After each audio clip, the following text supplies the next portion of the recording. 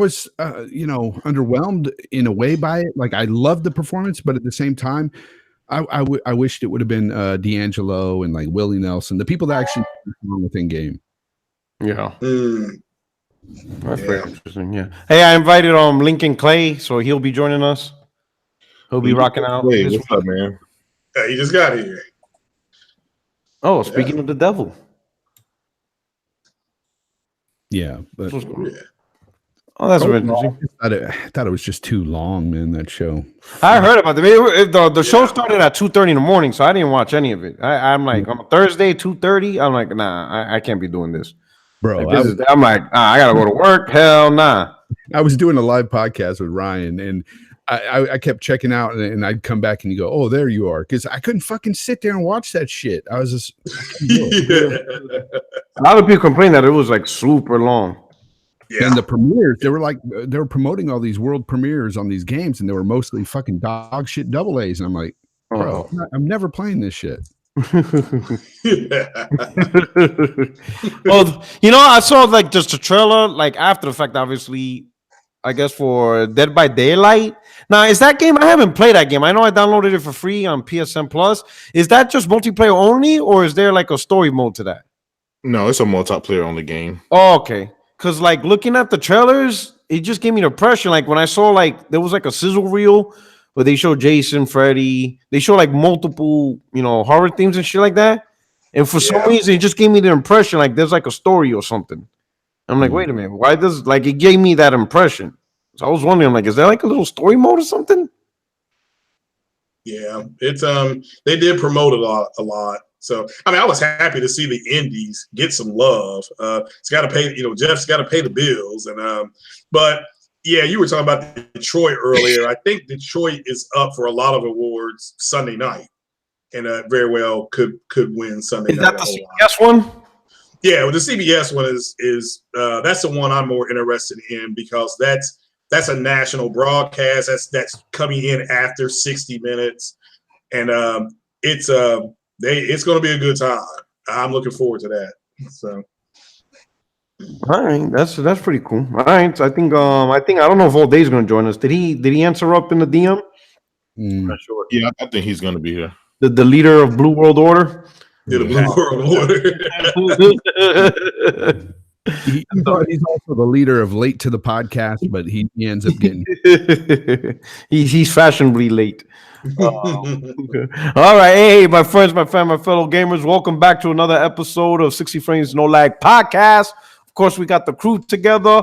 Great week to talk about gaming, and we also got a special guest. But let me go down the line. We're gonna start out with Craig Harris, the ex by himself with the weird doll as his avatar. That's right. Become gamer. You heard Reggie, Phil, and Sean out there calming everybody's nerves. It's all one big happy family. And was glad to be here. Thanks for the Vine. And got some cool topics here, and we'll get them going. All right, awesome. Appreciate it. Thank you for rocking out with us. Of course, Jay Fonz, the man with the magic voice, the best acoustics on YouTube. What's going on, brother?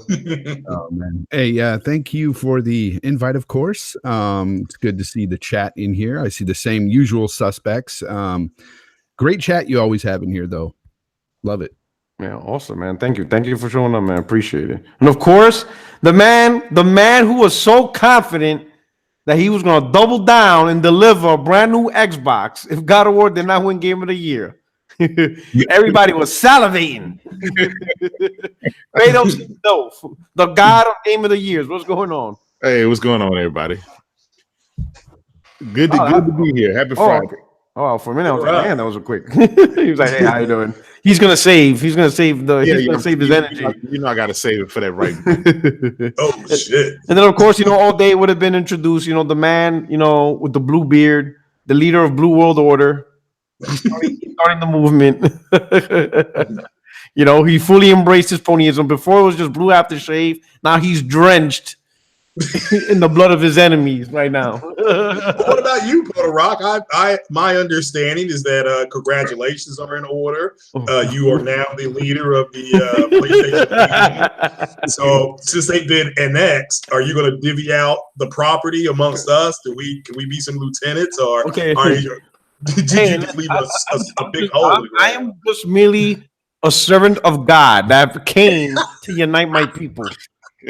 I came down, I spoke with the burning bush. I came down the mountain, and the God spoke to me. Unite, Yoshida said, unite my people. You will go see the Pharaoh and you will tell him, let my people go. That's all I did. You did that pretty well. That's at least all I did was set my people free. That's it. What happens from here on out, I have no control. Okay. Obviously, we're on a good track. Look at that. We already got Game of the Year. Kratos out there talking shit. True. Right? Xbox, Microsoft's going to start making games for PlayStation. Everything's great. Yes. They've already done that. I got Hellblade physical from Ninja Theory. We're going to talk about that. That's a good topic to talk about. We're going to talk deep into that. But anyway, hey, so appreciate it. Of course, all day will join in. He'll join in like in the last minute when the podcast's over. Then we got to talk about everything all over again. I'm not doing that. As soon as he jump in, I'm just gonna be like, okay, everybody, good night. Anyway, so let's get into these topics. We want to kick it off. All right, God of War won Game of the Year against the juggernaut Red Dead Redemption. We're gonna go down the line, see how people's reaction, how you feel about that, and then after that, we're gonna go. What I would like to discuss is your personal game, and it doesn't have to be any of the award nominees. It's just so far from what you've played this year. What's your personal game of the year and why? All right, so we'll kick it off with Craig Harris. We'll start off with God of War. Your opinion on it winning game of the year? Did you predict it? What was running through your mind once you heard the announcement? I think I picked Assassin's Creed Odyssey to win game of the year. That was your pick? I think that's what I picked. It was a multi-plat game. A lot of people, or Monster Hunter. I can't remember if it was either that or if Monster Hunter was up. It was one of the big multi-plats. It surprised me a little bit, but when I really thought about what was being said, was that because that whole show seemed like they were just going to give multi-plat games everything. And so I was on a podcast. Shout out to Sick Humor. I mean, they were just flat saying this thing is rigged. So that, this was not right, and which was funny. I mean, it was all in fun. It's all subjective. But I think a lot of hurt feelings. This from my Twitter feed. Nobody was saying anything today. There's a group of people, and again, 90% of the Xbox X owners went to the store or bought it offline. However you got it, they got it. They went home, they powered it up. They're playing it, they're enjoying it. There's 10% that aren't man enough.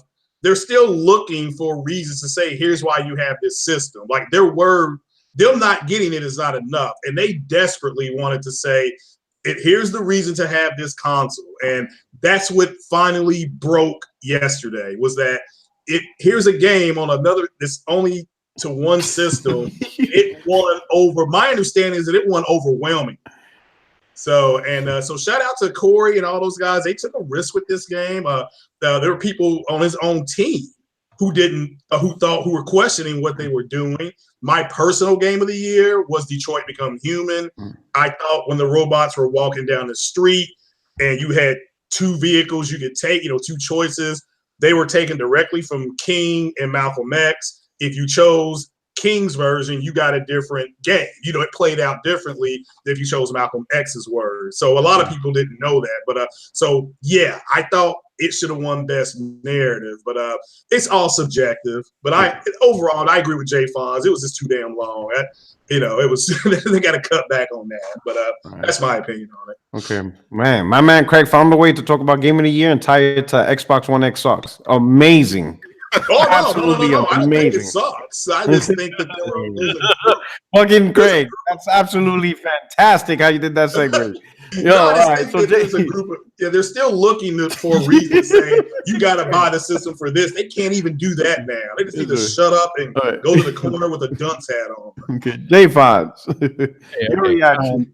Before I get started, I just have to say you have to leave Kratos for last because he's going to go in. He's definitely last. Kratos is last. In fact, when he's up, I'll be like, hold on, let me get some drinking popcorn. We're about to get this. This is gonna get good. Yeah. So, God of War winning was amazing, awesome. It was a phenomenal game. People, I mean, if you've played it, if you say you don't like it, there's something wrong with you. The game is fantastic. So it wasn't a big surprise to me that it won. Maybe a little bit. I thought maybe Red Dead 2 might take it, but at the end of the day, for me, Red Dead 2 was my game of the year. Actually, no, I take that back. My game of the year was actually Sea of Thieves. It's just hey, bro, let me live.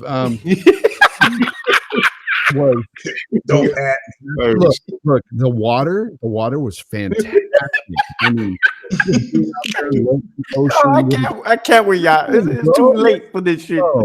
So I'm out there on the ocean with a couple of dudes, and we're just like taking in the sunset and we're just having a great time.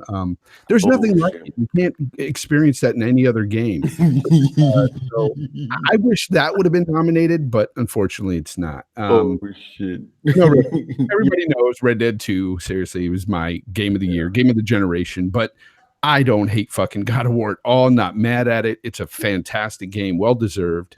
Congrats to them.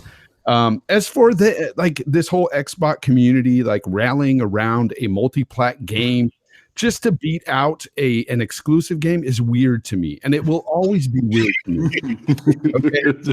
This is not your game. The Red Dead 2 is for everybody. Yeah. I don't care if it plays best on this or that. I mean, I do personally. I like playing it on the X. But at the same time, I'm not rallying around this game saying this is an Xbox fucking game. You gotta uphold this game no matter what. Because I think there's some frauds out there in the community, some Xbots that were championing this game that didn't even put 5 hours into the fucking game. We need to see, and they have their gamer tag locked, hitting and stuff. Well, here's the thing. So you don't even know if they even playing the game anymore.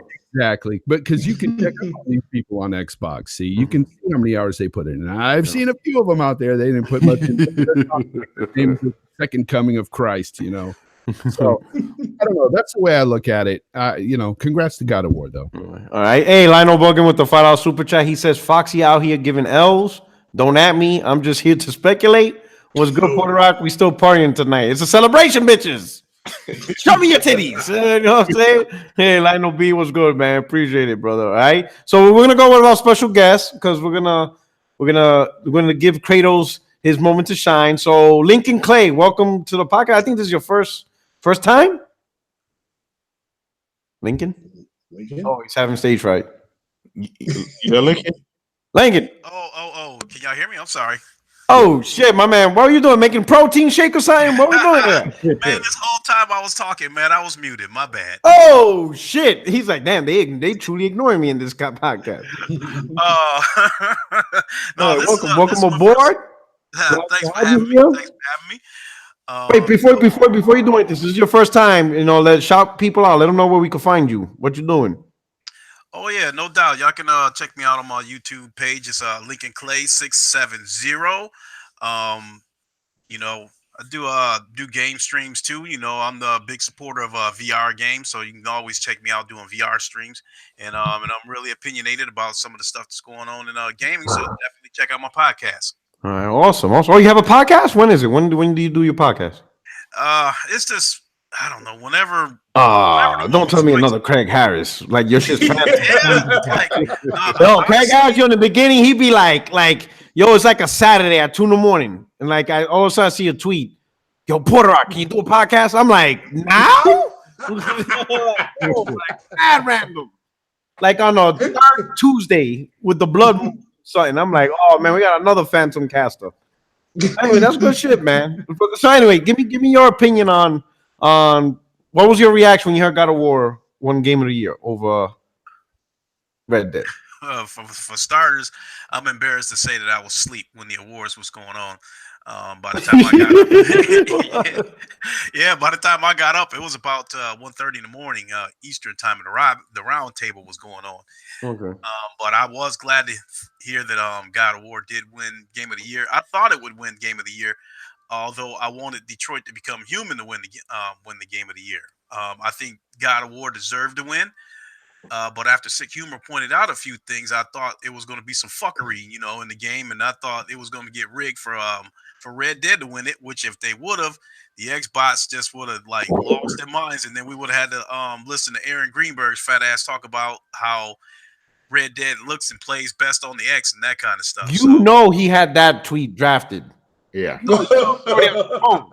I guarantee on his phone is something like, "Hey, congratulations to Rockstar team with Red Dead 2, amazing achievement, and you can play on Xbox One X and 84K." I guarantee he had that shit in draft. Oh, he was just waiting to press tweet. He was just waiting. It was right there. It was on his thumb. You're right. That died today. I don't blame him. I don't blame him for doing it. Obviously, that's his job. Obviously. Yeah. You know what? As soon as God of War won last night, you don't know how many people added me and just showed these different gifts. And I'm like, dude, I'm not mad at it. But it was funny. I liked them and just passed it along. Some people passed me some funny shit that I retweeted, like that one of God of War winning the award, but then I know what you're talking about from that movie. Yeah. Yeah, I saw your post. That shit is hilarious. Oh my god, I wanted to bust out in tears when I saw that. That shit is so funny.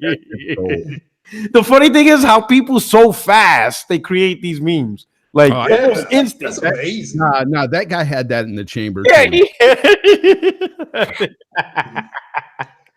Oh, I know fucking get. There's a new one coming with the Avengers trailer with Captain America crying. That's going to be your new big one coming out. Any big thing that cries, people love. Yeah. People love crying memes. Hey, Lionel B, shout out another super chat. He says, "Yo, them Xbox guys are a little too quiet on Twitter." I would like just to do a pretend Red Dead one Game of the Year day, and just see what you would tweet out. I would just love to see the inventive tweets that could have happened, because there would have been some funny shit and funny memes, and it just will never come to fruition. Because I'm telling you, they were ready. Them guys were ready. Oh, yeah. Like I said, no game with look, I'll say this: God of War at least has real HDR. Now, Red Dead, on the other hand, this guy was. Are you ready? Has fake HDR, and it was not, and it lost to a game with real HDR. I mean, you can't put out a game with fake HDR. It's like fake boobs. Yes, sir. I was one of the first people who detected that fake HDR and was posting. Yeah, I remember that. Yeah, crazy, I know. People were crazy before the industry even found out it was fake HDR. I'm like, hey, something's wrong here, bro. Yeah, Fonz knew. He's like, wait a minute, I seen HDR before. This ain't it. Have they fixed it yet? Hell no, they haven't fixed it, and they won't fix it. They're not fixing it. It's too late. Then online is out. It's too late to fix anything in the single player. Is done.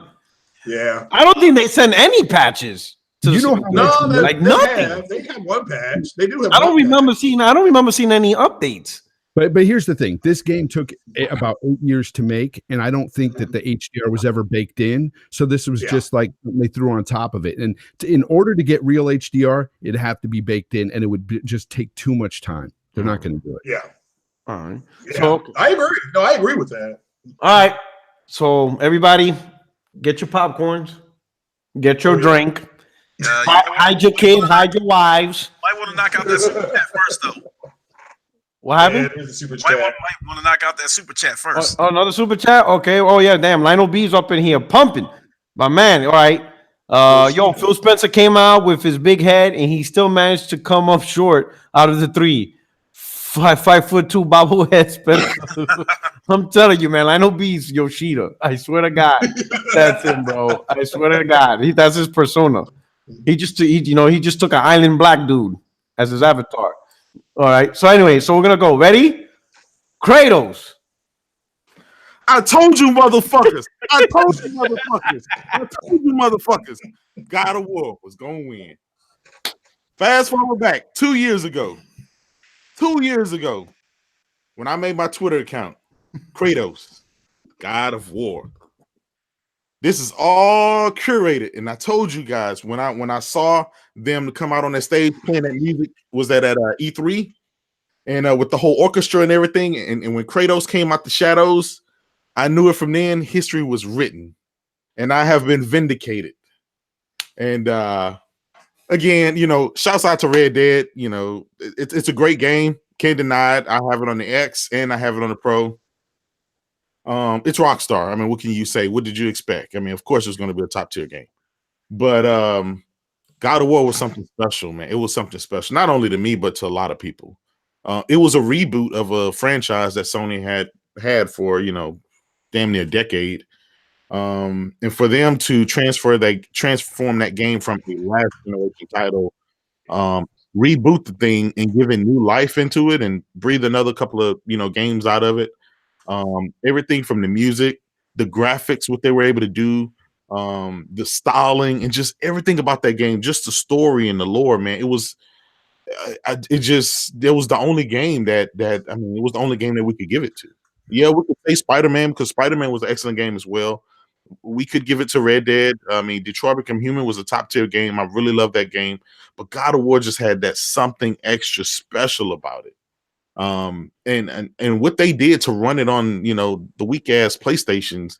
I mean, it wasn't about 4K. It wasn't about 60 frames. It wasn't about all the performance. About the story and about the game, and when you played it, you gave it your undivided attention.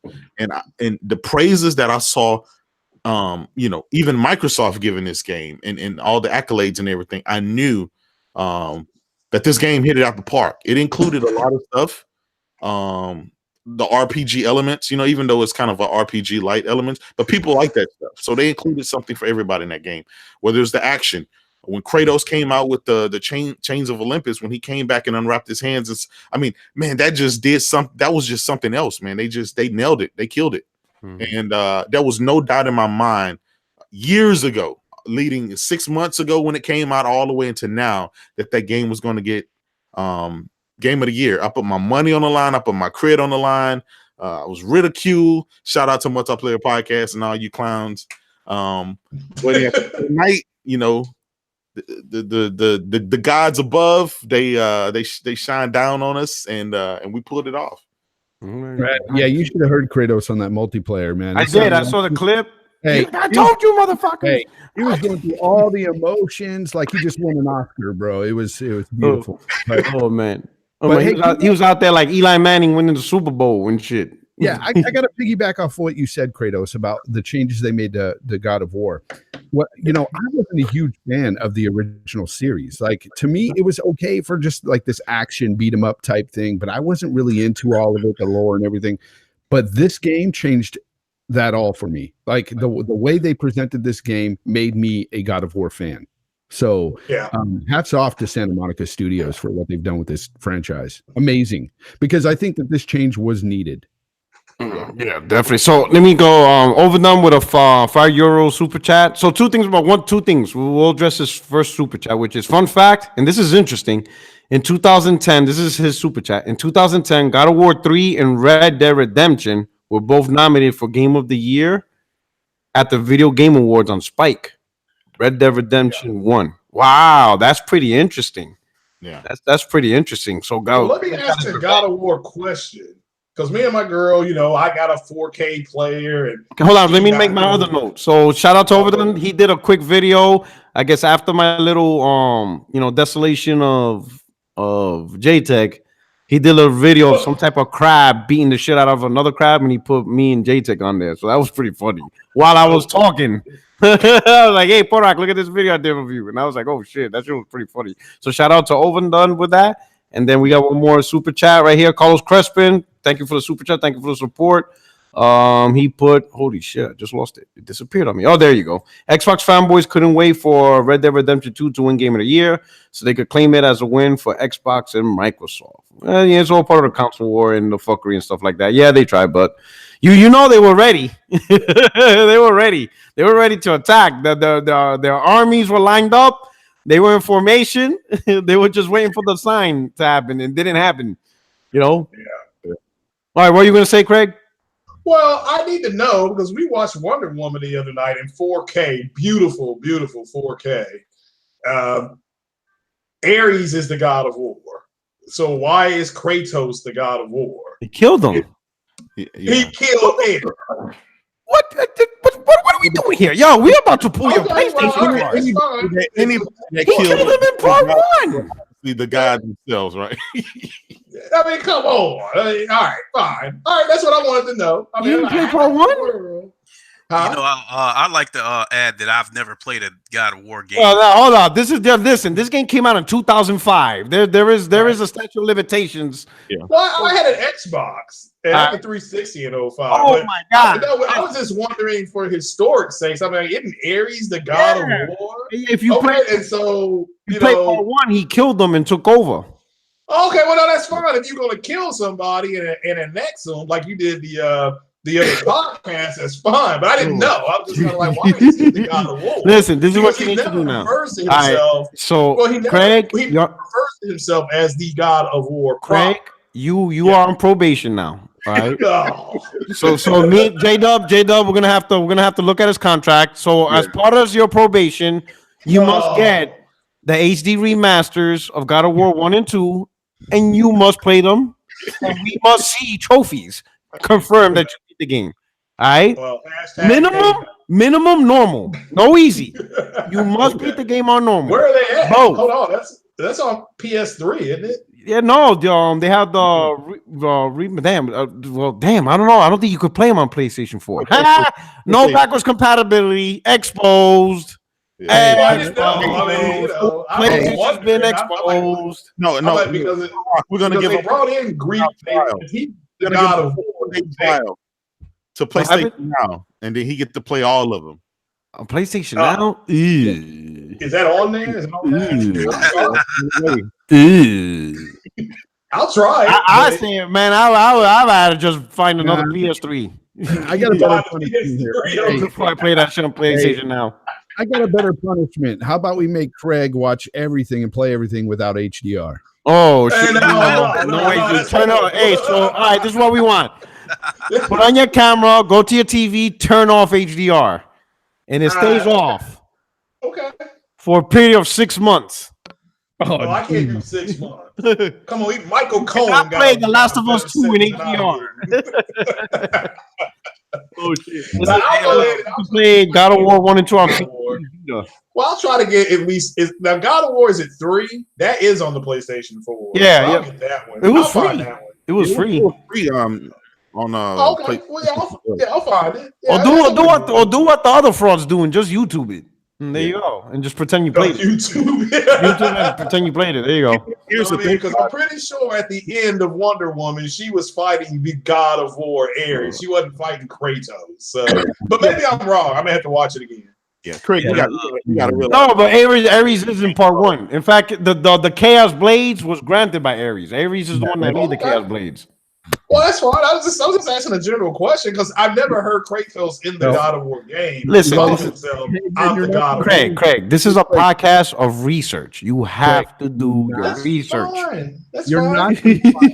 You're not going to find Kratos in a Wonder Woman movie, bro. It's not If he was, he would probably kill her too. Oh, okay. He would probably kill her too because all the gods have to die. Bro, in more ways than one. Hey, let me ask you guys this, right? What if, and this is what if, right? This is a what if way off. Sony has the license to Spider-Man, right? And you know how so they've been kind of inclusive into Marvel movies. Mm-hmm. What if Kratos actually makes a cameo in one of the big Marvel movies, kind of like going for the gusto? As far as Yeah. Well, let me break this. Wouldn't there be a lot of contractual red tape there? No. But listen, okay. So Sony already has the contract for the Spider-Man, right? They will and deal all the time for movies and games and all kind of stuff. So I get it. All right. Sony has the movie studios, and stuff, so there's always willing and dealing. I get what you're saying. See, here's the thing, Kratos. Right now, you are running on high right now, and you don't know exactly what you're talking about. Listen, right now you're like in the middle of the Super Bowl, right? You're in the locker room, you're pouring champagne, and you're going nuts right now. Like right now, your endorphins and testosterone levels is through the roof. Like you expect Kratos to be in a Spider-Man game now? Like what are you saying? Not in the game. Not yo. What is it? He gonna go to Peter Parker, boy. No, he said in a movie, but like Christopher Judge couldn't play him because he's 54 years old and not a shit. Like, yeah, I mean, you expect you have to fight Thanos or some shit? I mean, Kratos is an old man now, right? Yeah. Do all the big athletic stuff. I mean, shit. All right. Oh, all day's here anyway. That's the podcast. Thank you very much. And man. we're done. No, I'm just kidding. Just kidding. What's all the all You days? said 5:30? Okay. 8. Ocho cinco. What's God? Okay, what's good? So, hey, since you just showed up, so right now we're talking about how your impressions or how you felt when God of War was announced as Game of the Year. So now I did you a go. backflip with no draws on. Oh shit! Man. Cut his mic off. Oh shit! I did a fucking jujitsu roll, man. You know what I'm saying? No, I feel excited, man. It's well deserved. I mean, after I beat last weekend, I beat Red Dead, and it was good, but God of War left something in me more. You know what I mean? Like it just, I don't know, man. I think just because we haven't played a God of War in a while, and especially with the new presentation and a new camera angle and new, I don't want to spoil nothing for people who haven't played it, but that dynamic between him and his son and. Bro, we just learned someone didn't even play the first God of War. Who? I'm not gonna name no names. I had an Xbox at the time. I was playing Gears of War. To me, GOW means Gears of War. Craig. My man asked, Craig's like, isn't Ares the God of War? I'm like, bro. And then he goes, I could have sworn Wonder Woman was fighting Ares. I'm like, oh. Yeah, that's who she fought. But I'm not gonna lie. I mean, if it wasn't God of War for me, it would have been Red Dead. That would be my second runner-up. Oh, yeah. Yeah. I think it's well deserved. The game was well received, and they hit some nice accolades with that game. And can't wait for the next one, man. Kudos to Santa Monica Studios, man. And God of War is the reason there's millions of gamers out there that will purchase a PS5. Yes. System sellers. Yes. I'll say this: when I because I woke up to the announcement and stuff like that, and then of course I started my fuckery real quick. I instantly thought, okay, how can I antagonize people right now? So that's when I did the whole poll of X didn't give it to you and whatever. And once J-Dub saw that, he's like, "Yep, Porter Rock's up. I'm out." Tag team. I tagged him in, and I took he's like, "You got the next 12 hours." Hey, J-Dub, got a question for you. Yo, what's going on, man? Being that God of War won Game of the Year, when the PS5 hits, do you think you could possibly see like a remastered God of War, like a PS5 enhanced version of it, like a special edition of it? No, I don't see that, and I'm going to tell you why I don't see that. I don't see that because right now they're at hard work on the second one, right? So they're working on the sequel to the first one. According to Corey Balrog, this is going to be a trilogy. After they wrapped up that trilogy, then they're looking into the Egyptian themes and mythologies and stuff like that. So they have a roadmap, and I don't think they want to fatigue. And enough time would have passed, right?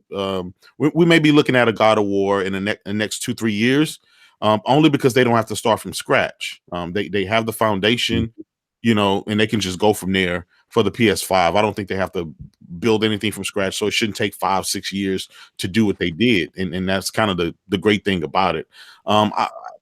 There's going to be some games that receive remasters. God of War is not one of those games that I don't think it's needed. It would actually water down what God of War does. Here's a great question, Lincoln. But here's the thing: most people got to think. There's a reason why PC is backwards compatible to like 30 years, and it's because of x86 architecture. These consoles, the truth is, these consoles are really pre-built PCs with their own specific OS. That's really what they are. You know, ever since once the decision was made to go from Power PC to x86, they're pretty much PCs with their own specific, you know, OS. Because of them being x86 and every game being built in 86, all future consoles will be backwards compatible. So the PlayStation 7 is going to be backwards compatible all the way down to the 4. Unless Sony purposely puts in the work to prevent that, which is wouldn't make sense, because why would you put in more effort to not make something BC, you know? And backwards compatible, you know, of course, nobody, you know, most people don't buy new consoles for backwards compatibility, but the truth is, from Sony, even Microsoft perspective, it's a revenue generating stream because you still are able to sell games that's already in the digital store, you know? So like the sales of Detroit will never die because it will always be accessible forever in a digital store, even on the PlayStation 7. You know what I'm saying? So somebody bought a PlayStation 6 and there's a brand new Quantic Dream game, and they're like, man, I really love these guys. Oh, really? You ever played this game that came out like 2 gens ago? Nah. Check it out. Okay, let me go to the store. Boom, Detroit. Boom. You know? So these games will forever, it's like unlimited shelf space. You know what I'm saying? And they're already made. So it will always be some type of revenue generating stream, you know? Well, I don't. You can play the original game on your PS5. Yeah. So what I think Sony might do is copy from Microsoft and do enhancements. I see that Sony will do that. They'll copy over Microsoft, and all these games will get enhancements as it matures over the platform. Not every game will get enhancements because that's just way too much work. But I think the most common and the most popular games, or the most requested games, they'll put in the effort to get enhancements. So I think God of War would get an enhancement on PS5. I think Horizon Zero Dawn will. Maybe Bloodborne, you know, some of the top titles, UC4. But I don't think a game like, I don't know, people can say what they want about backwards compatibility, but at the end of the day, a lot of gamers enjoy having that option. And I'm sure Sony sees that too, especially with PS Now and these other, you know, some of the games that they're offering to bring up to speed, like Medieval. They're remastering or remaking that game. They know people want to play these older games and stuff again. Yeah, I mean, look at Call of Duty. 2 of them, when it went back to BC on Xbox One, was a top 10 seller MPD. A 360 game, a top 10 seller in the current gen. That was unheard of. Never have a last gen game end up being top 10 seller for a month in the new generation. You know what I'm saying? It's revenue generating. You know, I know everybody keeps saying free backwards compatibility, free. It's not free for most people because most people get rid of their games. That's what people don't understand. Not everybody keeps their games. Most people, they get rid of it. Now you'll see more people keep their games because they bought it digital, so you're pretty much stuck with it, you know? But during the age of physical discs, most people were getting rid of it to trade in for newer games. That's why GameStop, you know, that's why used game industry was $1 billion industry. It's because most people wasn't keeping their games. So now that Microsoft is BC, most people were rebuying these games again. It's revenue generating. So Sony's gonna dip on that. You know, well, hey, you know, getting back to the Game Awards last night, though, I have to touch on something. Did you guys hear that The Last of Us was announced to be released next year? So I posted it. it. So there was a game, like an indie game. That was Stanley something. So I don't know what the game is about, but it was talking about The Last of Us. Like it was showing clips of The Last of Us. The winner is The Last of Us, The Last of Us. And then it was talking about, oh, we're going to repackage this game because the gamers are stupid. So it was pretty funny because it was mocking what was the industry saying, right? But then towards the tail end, the guy was like, what do you mean The Last of Us 2 is the 2019 release as well? Because I guess they were afraid of releasing the game with The Last of Us. So that was the little joke behind it. So I think The Last of Us is 2019 release. Yeah, I could see it in 19, but you know, I think the only game that was the Easter egg. I think the only game that might be a 2020 game that could be like early 2020 is Death Stranding, because he didn't really get started working on that until like 2015 when he left. I've been saying it for a long time that I think that The Last of Us 2 will be out in November 2019. By then, it'll be out. You got a super chat there. Yeah. Hey, Gamer Am, appreciate the super chat. He says E3 2019 will be 4 full years since Xbox introduced a new IP. Jeez. But people think next gen starts even. Can you explain to the uneducated that you sell your next gen console by delivering in the current? All right, so I partially I say 50% that is a true statement. That's true. Yes and no. Fit- Yes. Yeah, Yes. Yes and no, you're because half right. because you can't stop them from putting out the games that's gonna come out soon. You know what I mean? Yeah. If they're already cooking in the pot, they're gonna be served soon. So Yeah. So What if half of like half of Sony momentum for PS4 was how PS3 finished. right. Like The Last of Us finishing off PlayStation 3 with The Last of Us, a lot of people because of that game was like, man, fuck that. I'm getting a PlayStation. We'll see. I just finished playing this game. I gotta get a PlayStation because of this game. And that's another reason why I think it's going to come out in 2019 also, because The Last of Us was their swan song for PS3. It's also going to be their swan song for the PS4. Yes, I agree. Yeah. Yeah, and Jay Fonzarelli, The Last of Us 2 coming out in November of 2019 interferes with my theory that the PS5 is going to come out in 2019. I thought the same thing, but I think it's going to be March of 2020 now.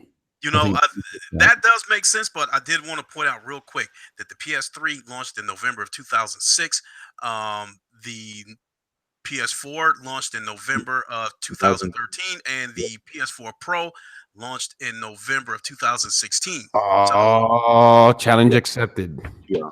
Challenge accepted. So the PlayStation 3 was supposed to launch In April. November of 2005. It was supposed to launch April of 2006. The Blu-ray dial delayed the launch to November. Yeah. Because of fucking Blu-ray, they couldn't launch. They didn't want to launch a year after Xbox 360. They wanted to launch April. That was the original launch. They delayed the launch to November because they didn't have enough Blu-ray diodes for the Blu-ray player inside the PlayStation 3. You'd be surprised how much that Blu-ray player fucked PlayStation. Yeah. As for the PlayStation 2, it launched in October in America. Yeah. In 2000. It launched in Japan in April. Yeah. Their fiscal year ends in March. Yeah. So they want this out before their fiscal year starts, so they can start off. I would say it's actually smarter to release your console early in the year than in the biggest shopping month of November, because your launch month, you don't need November for your launch month. Your game is going to sell by the boatload your launch month. People are going to go out and buy it. You don't need November for that. The problem with that, Puerto Rock, the problem with that is if people know that the PS5 is coming in March, right, or January, February, or March, the holiday season, they're not trying to fucking buy anything. They're saving their money. No, you got to think of the different audience, because the PlayStation 5 is a $500 console. Yeah, you're right. People who are planning to buy a PlayStation 4 for $200. That's not that audience. Yeah, that's true. It's not the same audience. Think about it this way, because I used to be of the same belief, Lincoln, that it would be out in November 2019. I was a staunch supporter of that, but as it gets closer, I'm thinking they're going to push it out to March 2020 because, again, it's the 25th anniversary, and it's also that's a perfect time for taxes and everything. People getting their refunds. Tax. I mean, we haven't seen the Switch do it. Wait. Here's what sense. But I also believe that my theory, because I believe that if it would have launched, say, in mid-November of 2019, naturally the first wave of buyers are going to be us. We're going to buy it no matter when it comes out. Yeah. And then I figured that the next wave of buyers might be like the Black Friday shoppers, and then the third wave of buyers would be the Christmas shoppers, and then the fourth wave of buyers would be the tax people who get the taxes back. If you launch the console of March of 2019, after me and after the tax people, by the council, it might be a slow incline until the next holiday. You know what I mean? So I think that. Well, here's the thing. So the wave of buyers, like the way you pointed out, they're not going to have enough consoles to support that. That's the thing. When you initially launch, they don't have a lot in inventory to support that. It's gonna drop. It's gonna drop instantly. Here's why I think it's going to be early 2020. Yeah. I also think that you're going to have games like Death Stranding and Ghosts of Tsushima coming out with the PS5, but also back compatible with the PS4. So they're going to be cross-gen. Yeah. I think after Days Gone, it's going to be Death Stranding. The thing with the advantage of releasing in March of 2021, you're gonna, like you say, you're gonna have the big buyers, because like I said, you don't need November for a launch of a console. Like, look at the Switch, right? Then as the months go on, Sony will be able to push out more manufacturing. They'll be able to meet the demand of the actual holiday season. Because remember, November, December is the biggest shopping month. Well, really, November is the biggest shopping month for gaming. Period. That's where majority of the consoles get sold is in November throughout the whole year. That's the biggest month. You might be right all day about Death Stranding coming out before that, but I think Ghost of Tsushima, I really think that's going to be a PS5. I honestly, to be honest, I think it's Ghost. I think it's Death Stranding that's going to be the label. Yeah, so do I. Remember, Kojima left in 2015. He left, so his studio opened up. He left Konami in December 2015. Yeah, So his studio is still brand new. So his game at best is probably cooking at this point for 3 years.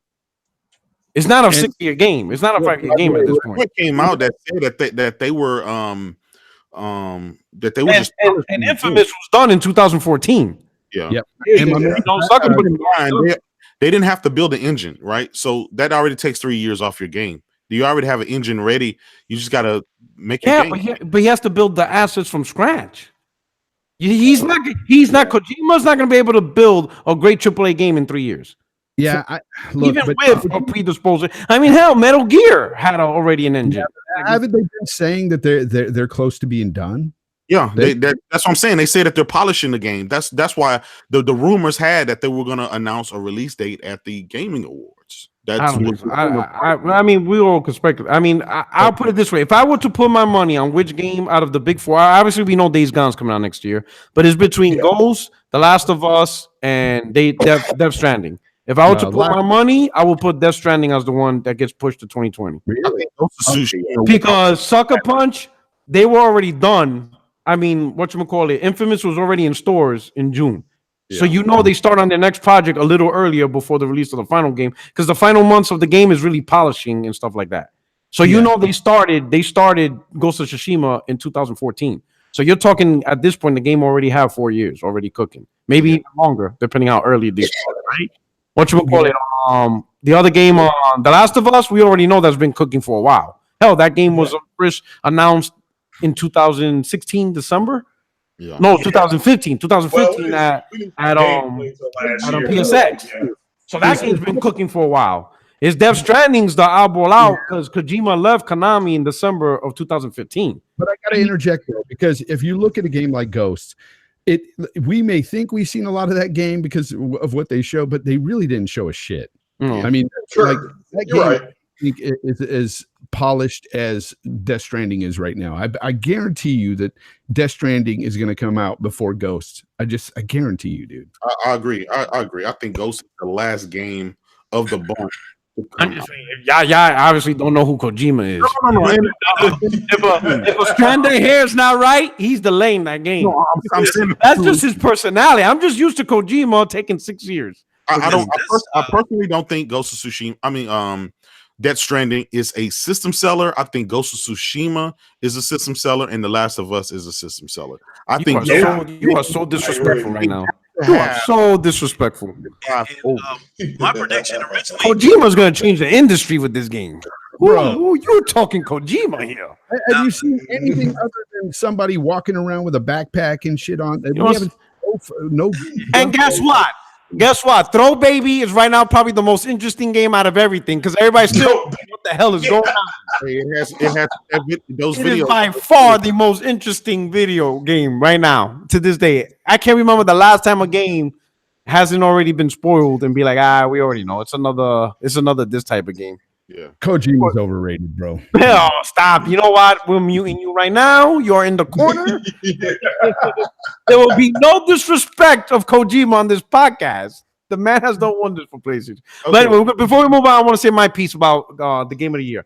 I'll say this. So, because me just seeing the industry and just seeing how things get cliched, I thought Red Dead was going to win it just because it was a Rockstar game. Just because, look at the ratings. It's like what, 96, 97? Now, it's whatever, right? But I am glad that it broke out of the whole cliche thing and they gave God of War Game of the Year. Not because, it's a Sony exclusive, but because hopefully this game will be an inspiration to have developers go out there, look at old IPs or whatever, and be like, you know what? We might be able to reboot this and come out with something great for the current generation or even the next generation consoles. You know what I'm saying? Hopefully this game could inspire Sega to be like, you know what? Let's take a look at Golden Axe and see what we could do with that. Let's take a look at Strider and see what we could do with that. Maybe Capcom could go back and look at, let's look at Dino Crisis and see if we could reboot this. And they rebooted some games. In fact, they were one of the dudes that rebooted Resident Evil with Resident Evil 4. You know what I'm saying?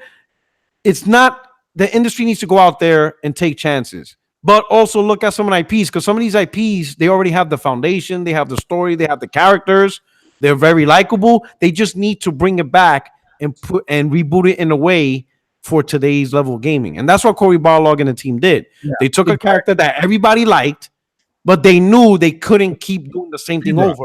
You're on something there, because when I was watching those awards last night, all these premieres they're showing me, even all the AA and everything, if there's one thing that I kept noticing is that all these developers and all these games keep copying each other. And it's the same shit we're getting every fucking year. Like, you have to take those risks. You have to. God of War, that's why I said at the beginning, they did a phenomenal job taking that risk, and it paid off. It paid off in full. And it made me a fan of the series now.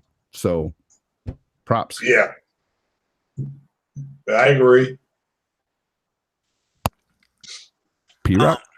I'm especially glad that it won, because especially when I feel like Microsoft and other developers were trying to push this narrative that single player games are dying and that they're not that popular. So that's another reason why I'm ecstatic that God of War won. Yeah. Well, if you look at the percentage of games nominated last night, I think over 70% were PlayStation games, and they were mostly single player. And if you look at the Gaming Awards for CBS, close to 85% of the games nominated are PlayStation games. Yeah. And most of them are single player. So look, if I'm Phil Spencer or whoever at Microsoft and I don't have a lot of single player narrated games, I'd say that too. It's like a coach who's all his receivers are hurt. Well, you know what? We got some tight ends we can throw the ball to. That's what I would say. But one thing I give Phil Spencer, he adapts quickly. Yes, he does. He could mess up and he'll be like, you know what? This ain't working out. He knows how to change and adapt quickly. And I think that's why he's getting these studios that have single player driven mindset. Because I think he saw like, okay, I spoke too soon, but let me fix it. And let's make this happen. You know what I'm saying? That's right. Because if you look at the studios he bought, they're primarily single player studios. They're not multiplayer. Like, Ninja Blade's not going to make a multiplayer game. Obsidian's not going to make a multiplayer game. I got to shout something out. Febreze in the chat. He's talking about they should look at Soul Reaver and say, what could we do with that? Exactly. Soul Reaver. Yes. Yes. Kane. I don't. So can we get a Blood Omen? Shit. That's what it is. Fonz hit the point. We all talk about power, and we lost the core reason for power. See, the core reason for power wasn't just for better graphics. It was to give developers the ability to create worlds, gameplay design that the previous level of power they were unable to do. With each generation of power, developers were able to go beyond the gameplay mechanics and actually implement new gameplay mechanics, new gameplay styles. You understand what I'm saying? Make games more immersive. That's the true thing about power, is how can you make gaming better, gameplay better, and stuff like that. It's not just, going from 4K to 8K resolution. That doesn't do anything. Every generation, what can you bring to the table with new intuitive games and stuff? And like you said, Soul Reaver, shit, that's fucking phenomenal. How can you take Soul Reaver and bring it back and reboot it, and bring it back? Because that is a great franchise. Legacy of Kain is a great franchise. They just need to find a way to bring it back. Lionel Morgan, $10 super chat. He says, all that money in Red Dead 2 and could win Game of the Year. Shows you in the gaming industry, you can pump a whole bunch of money into gaming, but that doesn't mean you're going to get good games. Okay, that's not true. That man's evil. It's a great game. No, that's not true, because it did win the Golden Joystick for Game of the Year.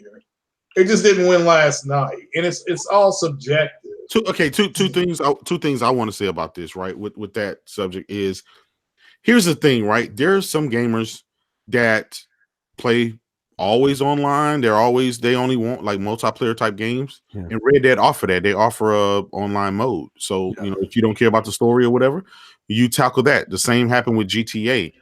The thing is there's a hell of a lot of players that don't play online, or they don't care about multiplayer games. They play single player story driven games, and we can't end up in this situation where we're gonna kind of like what Phil was alluding to a while back was, well, most gamers care more about the multiplayer aspect than the single player, and I don't ever want that to be the case. I think it should be split down the middle. You should make multiplayer games, and you should cater to single player story driven games, because I love single player story driven games. That's what keep me engaged. And yes, I get it. People call them one and done. You play it one time, you beat it, and that's it. But there's a lot of those one and done games that people play it multiple times. Well, it's not even that, J-Dubs. You don't have to play it multiple times. Some of these one and done stick with you for life. Yeah. Like they speak to you on another level where these multiplayer games just don't. Like, yeah, you can have fun with friends, but I'm more of a single player driven gamer myself. Yeah. And even when I play a game like Destiny, I find myself grinding on my own rather than going with a group or something, because I'm that selfish person. I'd rather just get the shit, everything I can myself, rather than go out with people. Like I noticed that with me and my gameplay style. It's like I'd rather just play single player experiences more often than not. It's just that. I mean, let's take.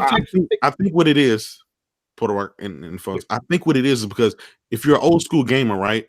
There was a time where we had no fucking choice but to have a single player experience or, couch co-op. But for a lot of people that are, all the 360 era guys and PS3 era guys, they were born in the online world. So they care mostly. That was their claim to fame is the online. They don't really care and be attached to a story or a single player experience. So that's why I think we kind of have that mutual feeling for the single player game.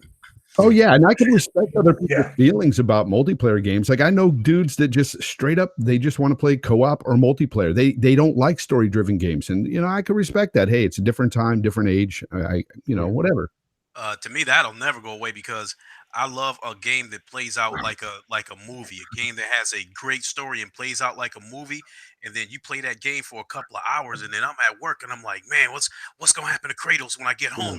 I'm thinking about that kind of stuff while I'm at work because I can't wait to get home to see the next chapter of this story. Have you ever thought about a banana at work? What you're talking about is that's one of the first fronts of this fake console war. I mean, that's because you had people consuming the media two different ways, and the more Sony sold, the more threatened the guys like Jay Fonz is saying that makes them feel that's a threat because it's like, well, if everybody is going to play single player games, I like to play online with my friend who's going to make games like that for me. And that's a lot of what we saw, especially in the first 2 years, was that. J-Dub's right. There's a group that has come of age, and they had the internet's been here for them. We're right. We're old school. I still remember playing Asteroids on the Atari. So there was no online. There's no online. There was no call a friend. Hey, can you play? And the couch co-op, the landline gaming in the guess what mid 90s, that was a big deal. And your friend would come over and link up with your PC and you could play whatever, Diablo or Forsaken, something like that online with them. But this is all new. But to them, it's they were born there. So I go back even further than that. My parents gave me my first video game console in 1977, 1978. It was one of those Telstars that had the tennis, the hockey, and all that stuff. Yeah. Where you got that white hash and the dot going back and forth across the screen. So I've seen the evolution of video games, and this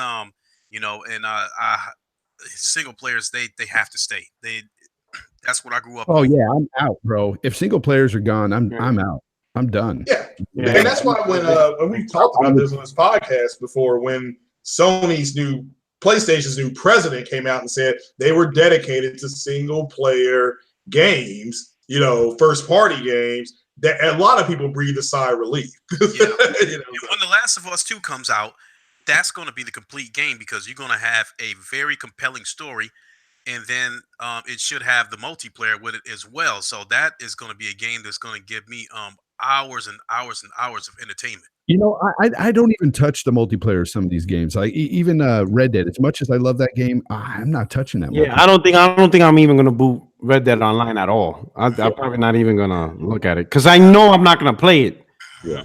So I have no curiosity to see. Oh, let me see how it is. Because for one thing, you're gonna have to spend just 1,000,000 hours just to fucking insure a horse. That's Yep. why I think Yeah, no, see, the Red Dead situation is a different situation because we know they set that situation up so they can get ready to roll out those shark cards.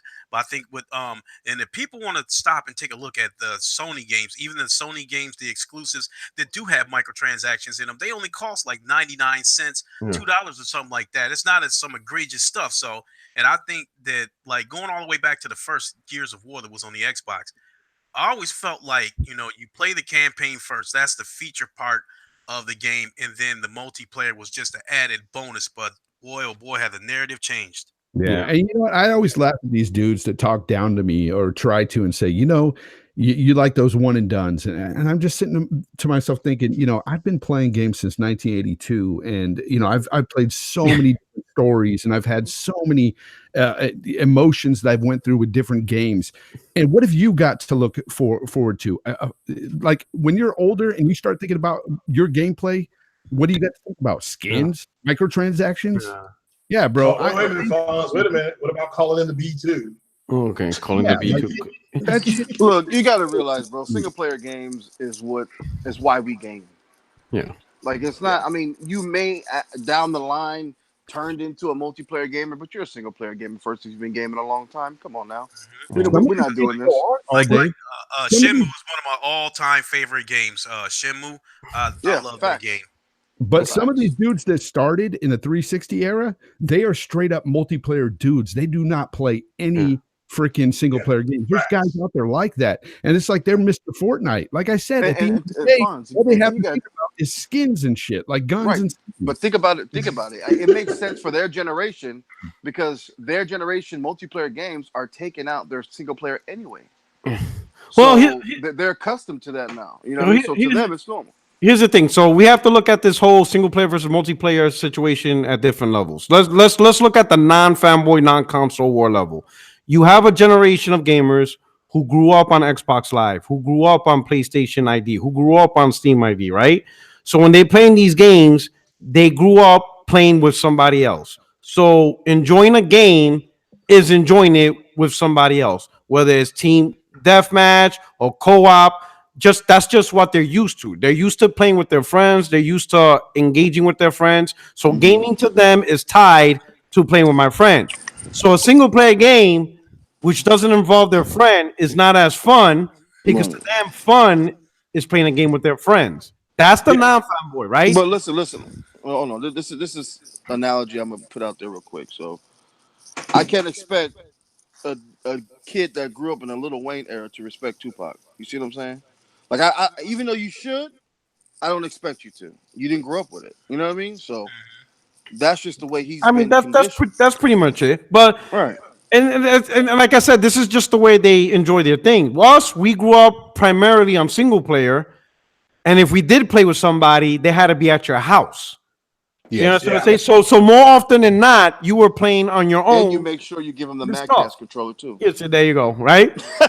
That's just how it is. Now, the console war level, this whole one and done, they don't really mean it because look at Neon Automata, how people did a 180 on it. Oh, of course. It was one and done jab trash to like, man, this game is my game of the year. Bro, we talked about and the only thing they needed to happen was it just needed to be on Xbox. Well, that's full of shit. That's what I was talking about on Twitter. That's that CCL logic, that console combat logic. Yeah, they're just full of shit. It's not about one and done. It's about what's not on Xbox. Like, how can you not like one and done games, but on the same breath you hype Tomb Raider? Yep. Like what? Like that's a good point. It doesn't make sense. Like me, I'm genuine when I tell you I can't stand racing games. I don't play Gran Turismo. Yes, it would be like me, like, oh, yo, you play Forza? Nah, I can't stand racing games. But then you see trophies for Gran Turismo online. That makes no goddamn sense. Like if you don't like something, let me go check your profile right now. Yeah, if you don't like something, you won't even see that shit booted up. Like that shit's like banned. Like Yeah, hey, I you don't even see 0% because I never bought it. That shit's not even installed. That shit was never even installed on my console. Play Mario Kart. That's how anti-driving. No, listen, this shit is getting so bad that I'm getting annoyed of riding around in a horse on Red Dead. Like that shit's getting me there now. Like, yo, they replaced the car with a horse now. Like this shit. Wait a minute, didn't they have driving? How'd you get around in Fist of the North Star? What? Fist of the North Star. How'd you That get around? shit was annoying, bro. But you didn't have to drive as much. Like the little races, I didn't do the races. Like listen, I get annoyed. Like the only game I tolerated driving was Batman. Because I'm fucking Batman. So who doesn't want to drive the Batmobile? It's annoying. Yeah, like I really, you know what? I'm gonna tell you why I don't like driving. Because to me, this is just my personal, especially in games like Grand Theft Auto and Fist of North Star, Mad Max. Because to me, it's shallow gameplay. Even the horse riding. Like there was like one part I was riding on a horse for like 10 minutes. I'm like, this is shallow gameplay because you're not doing anything really. You're just sitting there waiting till you get to the next area, but it's still taking time to get there. That's shallow gameplay. Mad Max was actually decent because while you're driving around, everybody's trying to kill you. Like you weren't just driving around to drive around. Like as soon as you got on the road, you had all these gangs just chasing you. So you have to like shoot your gun, take them off the road. So you had real gameplay within the game. So Mad Max, I could appreciate that because there's actual real gameplay. But like shit like, what was it? LA Noire and shit like that. Like you drove around just to go to a crime scene for like an hour. Like this is shallow gameplay. This is not real gameplay. You understand what I'm saying? Like you need real gameplay for that shit. But anyway, moving on to the next. What was it? What the fuck was I talking about? Fuck. God damn it. We were just talking about single player experiences and okay, yeah. So us older generation went to a single player experience. The fanboys, they're using it, and this is wrong. This is the one thing I can't stand about fanboys. They hurt their own self-interest. And what I mean by that is, yes, Microsoft's not doing a good job of having a single player experience, right? Thank you. But if you know deep in your heart you enjoy single player experiences, don't fanboy over it. Let Microsoft know you want that. There's nothing wrong with Microsoft telling Microsoft, hey, Sony's kicking your ass in this area. I like it. You need to bring some. That's don't fight your own self-interest.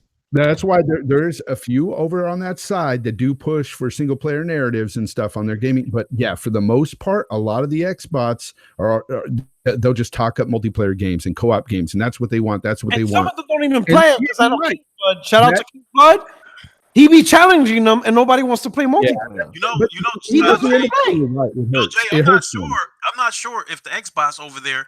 I'm not sure they know they wanted multiplayer games because I think Phil Spencer pushed that narrative and some of them followed it. No, they do want multiplayer. I mean, that's why Xbox is built. Yeah, but here's the thing. You got they want single player. They just don't want to admit it. But they want to say good job, Sony. But going back to what you said, Porter Rock, at the end of the day, when they do get those single player experiences over there, like hell, they play them. They change their attitude. Totally change your attitude about like it. If they really hated single player one and done, they should not be celebrating the purchase of Ninja Theory. If anything, they should be going to Microsoft. Why are you wasting money on them? We don't want these games. You should invest it on a company that makes multiplayer games. It's because they don't want to admit that Sony has games, those games that they want on their platform. They just don't want to buy a PlayStation to play. This is why when you got games like No Man's Sky, Hellblade, and Nier Automata and stuff like that come out on their system, they buy it. I mean, they buy it and they support it. And this is great, even though it's been on another system. They could have been played it a long time ago. But it's part of the fanboy war. That's one thing I give props about Phil Spencer. He's not listening to the fanboys because if you notice. The whole big one and done shit. He didn't listen to them. He bought studios that make single player experiences, and that's why he's going to try to push because he sees that's what gamers want. He sees the reaction. He saw the success of Zelda. He saw the success of Horizon Zero Dawn, God of War, Spider-Man, Detroit. He sees it. He's not stupid. It's cheap, right? It's cheap to make a multiplayer only game because you don't have to hire all these writers and actors and all of this media to get a story together. I wouldn't say it's cheap, but I would say that there's definitely a more of a different roadmap to maybe another revenue stream like microtransactions and stuff. I think that is more accessible in a game that's multiplayer driven. But going back to what you were saying though, like I totally saw that when Hellblade came to the console to Xbox. I seen some dudes that were talking shit about that game when it was on PlayStation, talking it up like, oh, this game is great. It looks the best on the X and blah, blah, blah. I'm like, dude, weren't you just a few months ago saying that game wasn't a game that you wanted to play? And all of a sudden it's fucking Hey, just be a genuine gamer. Yo, let me answer Jay Fonz's. Let me do some super chats. Carl Crespin. There's no such thing as one and done. It's a made up term that only Xbox fanboys use. Nintendo, PS, or PC gamers. They don't. Yeah, that's true. That's not a term. PC gamers don't use that term. Nintendo definitely don't use that term. And then what else? We got Samuel Ashmead. He says those acquired studios better not primarily dog shit games as service games. Hopefully not. Hey, Hopefully. I got to point out though that the studios that they bought up, and this is what I was telling people, if you look at most of the studios they bought up, they're AA studios. Yeah. So let me take this one. My thought on this one is, what's up, Samuel? He's a sub on my channel. I think that these AA developers that they picked up, that's what they've been brought in to make. You know, I was pretty harsh about it on my own podcast. I had said they brought in bootleg developers to make bootleg games because they caught these developers. They caught them in a vulnerable state because a lot of these developers hadn't done anything in a while. Some of them were in financial trouble. And then you have Microsoft with a goal to reach 2 billion gamers. You are going to have to go very far outside of the console space to reach 2 billion gamers. You are probably going to have to attack the mobile market very aggressively. So with that being said, I do think that some of these developers were brought in to make mobile games as well. Well, we're going to talk about that. That's going to be you're entering another topic that we're definitely going to talk about with Phil Spencer and Elliot Device. Let me add on to something Jay Fong said real quick. Something was on Twitter a few months ago. Shout out to Tim Dog because he actually told the truth. This is when Spider-Man was about to come out. And he said, I'm going to paraphrase him, this is when all that stuff was happening with the Puddle Gate and all that stuff. He actually tweeted, if we keep hammering what's wrong with this game, the Metacritic score will go down. Then it will not mean as much to us. So it's obvious that they want these games, like Jay Fonz is saying. You know, the Hellblades, the No Man, and even No Man's Sky came out. They were bragging about that. So they want the same games. They bought Xbox thinking they were going to get games like that, and they didn't get them. That's the truth about this whole thing. Some of these AA developers they got coming in, like I think Lincoln was saying that I think they are bringing them into a Game Pass style game. You know, like your Sea of Thieves, your State of Decays, that sort of thing. But at the end of the day, if you look at a game like State of Decay 2, Undead Labs, I had high hopes for that game, not into the point where it was going to be a AAA game, mind you, but I thought it was going to be less buggy, and it was a buggy mess when it came out, so I stopped playing it. But that game, they're talking about State of Decay 3 being a possible AAA experience. That's what Undead Labs was saying. They said the second one was. So but don't count on that. You know, I don't care if Microsoft is saying that they've got endless amount of money that they're going to pour into all their studios. That's bullshit. Because at the end of the day, Undead Labs is not. They probably don't have the talent, and nor are they going to get the money to make that game a AAA blockbuster. I'm sorry. To use a baseball term, you are not going to take a AA baseball player and shoot him straight up to the majors. You're going to leave him down in AA for a while. You're going to let him cook. Yeah. He has to cook for a little bit. At the same time, I'm good with a AA. Just don't make it be a buggy mess when it releases. Make it play. You could make a quality AA title. Quality control. But I think their hands might have been tied because Microsoft has demonstrated that they've been looking over the developers' shoulders and basically, you know, got a microscope on them. And I think Undead Labs, in my opinion, I think we really don't know how truly talented this developer might be because I think Microsoft probably handcuffed them with the budget.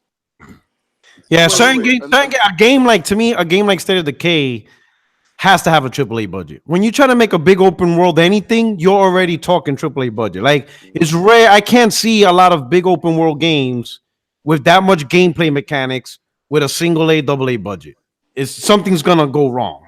You understand what I'm saying? So in certain games, if you're gonna be big and ambitious, then you're gonna have to back the money up. You I'm can't with have you on fast. that. But even if it looked exactly like it does now, and just polish it, well polish the game, and change the mechanics into like make it more of a game where you're playing team versus team or something on there. Where you've got a group of guys in a certain area that can go to another area and take over another group of guys that are real people playing on the other end. If they did something like that, I think it would be amazing. It doesn't You know, matter graphics. Does somebody have the speaker in the background? no, I hear something. I don't know. Yeah. Yeah, it doesn't It's matter. a podcast. Yeah, if you're playing a podcast in the background, can you mute it? Yeah, it doesn't matter about graphics or whatever. At the end of the day, it's about the But gameplay. The gameplay. Fonz, you know what the scary thing is too, is that Ashen and Below got announced. Or Ashen's a playable now, but at the same time, is where'd the marketing go for that game? Like it just pops in the game. That's the scary part. You know what I mean? Like what if these games just pop into Game Pass with no type of marketing, so we don't know when the fuck they're coming or going? Bro, you know what I mean?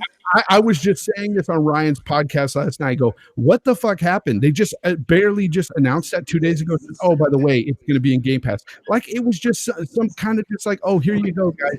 So what does that tell you at the end of the day? It tells me that either A, their marketing is complete shit, or B, the game's not very good and they're trying to just slide it under the radio. But either way, it doesn't look good for the consumer. For us to buy this game, it doesn't look like, oh, that's worth my $40 if they're not putting because they don't care about it. Why should I? Exactly, dude. It makes no sense. Not to mention that with Game Pass, 100 games seems to be the target. They bring in 3 new games, they drop 3 games. So this game that you guys are talking about that's going to fly in under the radar. What if they bring in this dog shit game and then take something a classic AAA game out of the rotation? Well, if we have to give Microsoft a little credit, they're probably going to make that decision based on downloads. If nobody's downloading a particular game, then it doesn't need to be on the shelf. Here's the thing, Porter Rock. Like, if you're going to put a brand new game into Game Pass and you want people to buy Game Pass for these games, you have to sell people on the games, not the service. That is true. And the problem with it is like I said, as a consumer, when you're looking at a game just being slid under the radar into a Game Pass, you're not looking like, oh, I need to buy that game for $40 or, oh, I need to slam $10 down for Game Pass. I'm looking at it like, is that dog shit? That's exactly what I'm looking at. And it would be a great game. It's sad that they're doing that to this game. Yeah. Lionel B, thank you for the super chat. He says, Porter Rock, I recommend you play Yakuza 6. Or as Cole Eastwood says it, Yakuma 6. The story in the game is way better than Red Dead 2's story. I'm definitely gonna binge Yakuza's franchise from start to finish. A lot of people. I mean, this is I'm playing through 0 right now. After I do Zero's Kiwami, after that, I'm gonna probably play 6 or 2. Yeah, I'm a binge through all that. All right, so let's go on to the next topic, which is Phil Spencer. Since we already pretty much halfway into that conversation, so Phil Spencer recently talked about once again reiterating he wants Xbox games. He wants games to be on every device. Laptops, everything, phones, mobile. So let's clear up a couple of things because I was surprised on how many Xbox gamers still don't understand what he's trying to do.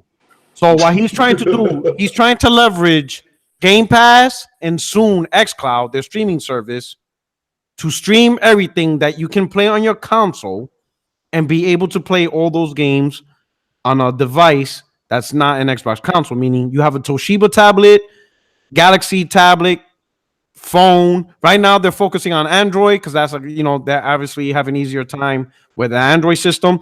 So you got your tablets, Android tablets made by HP, Toshiba, Samsung Galaxy, the phones. You'll be able to stream and try to play these games at acceptable level of quality, right? As compared to what you have on your Xbox. Now, obviously, you're not going to get the bells and whistles. They even say the console is like the prime time TV, bells and whistles, everything.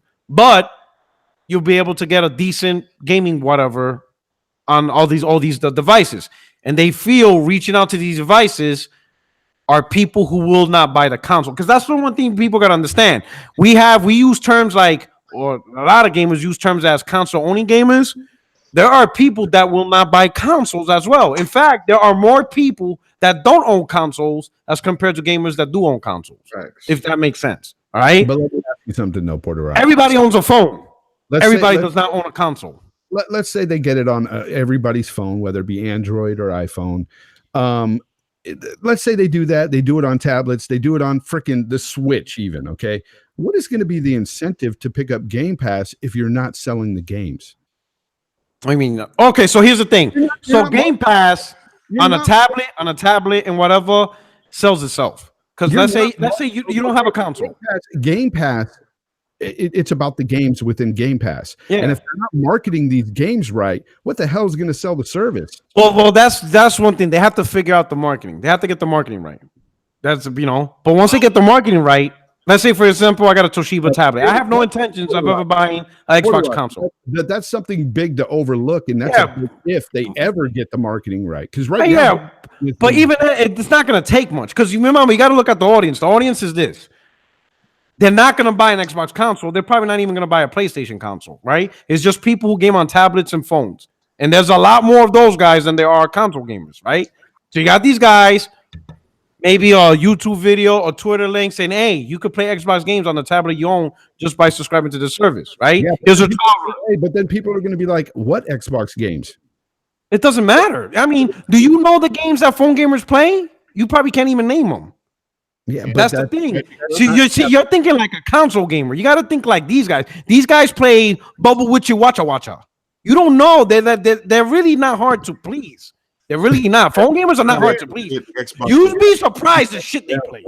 So now imagine you tell this tablet gamer, like you showing you. Imagine it's the truth. So imagine you show this tablet gamer a little advertisement. Hey, 30-day trial Game Pass, Halo. You're gonna be like, oh shit, that's all they need. Oh shit, Halo! I hear this game on Xbox, Halo. Let me try it. Oh man, I like it. This is pretty cool. I'm gonna pay $10 a month. That's all it takes. All it takes supports my theory that all the more supports my theory that some of these developers have been brought in to make mobile games. No. You don't understand. No. They're not mobile games. These are authentic, built from the ground up Xbox games. I get that, but the cloud service is what's gonna make it. But since they're trying to go after casual gamers who don't own an Xbox and a lot of them own a phone, I think they're going to try to put some mobile games out there. No, that's not what they're doing. What they want to do is take Xbox games, the games that they're investing in making, and try to sell it to a market they can't reach with the Xbox. But the Xbox is limited in reach, but they want the games to still be sold to more people. They just can't reach those gamers with PC and Xbox. I understand your point, Porter Rock, about mobile gamers and stuff, and I really can't get myself in that mindset because I don't really play on mobile, devices. But at the same time, I'm looking at it from just a consumer's perspective. Like I look at things like Hulu and Netflix, and I look at what's within and weigh my options based on that. Like, will I buy it or not, the service? Because if there's some dog shit titles in there that I'm never going to watch, why am I going to pay the $10 a month? But the same thing applies. I think that the consumer, you can say what you want about some of these mobile gamers, but at the same time, at the end of the day, they're consumers and they're just not going to pluck down $10 a month just for whatever. Bro, my brother-in-law is a big-time mobile gamer. He plays Modern Combat, which is the shit version of Call of Duty. You got to sell the games. Modern look up, go to YouTube. Okay, hold on. Once you go to YouTube, type in Modern Combat. Once you see this game, you'll be like, yeah, these guys don't have high standards at all. But they don't. Is this a free to play game or is this game part of the subscription service? This game was like $10 a month or just $10 period? $10 period. Hey, I don't know many people that spend $10. Listen, $10 a month is not a lot. Let's not pretend $10 is some agreement. It's not. Okay. And then think about it. Within this $10, Lincoln brought up a great point. Most of those mobile gamers are playing free to play games. That's a totally different experience, bro. No, they're also buying games. Like Modern Combat's like they're one and done purchases though. There's but think about this: for $10 a month, you get to play Halo. Because this is the thing, you guys are worrying about the future titles because you're thinking like a console gamer.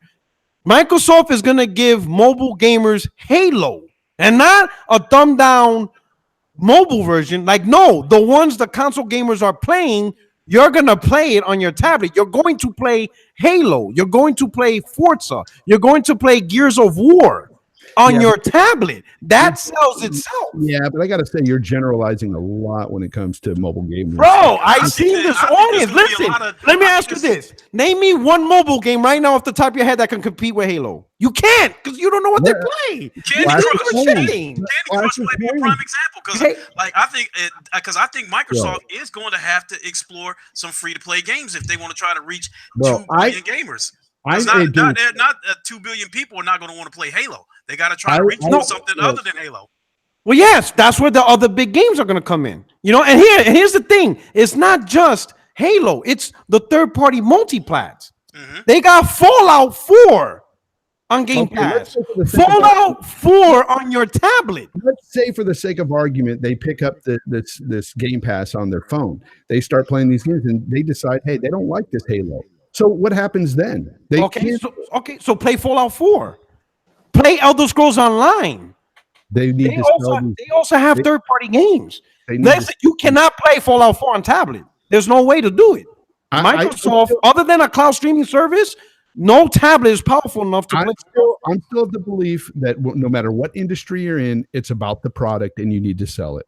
I really do. I think I agree, but think about it. The reason why you're downplaying the product is because you are a console gamer. So Fallout 4, like, you can't fathom how great Fallout 4 is on a tablet. You can't see that because that's not your world. But to a tablet gamer that don't buy consoles and don't play on PC, and they have access to Fallout 4? Puerto Rico, I respectfully disagree. So let me ask you this. So how would a tablet gamer play Fallout 4 if they don't buy PC and they don't play at consoles?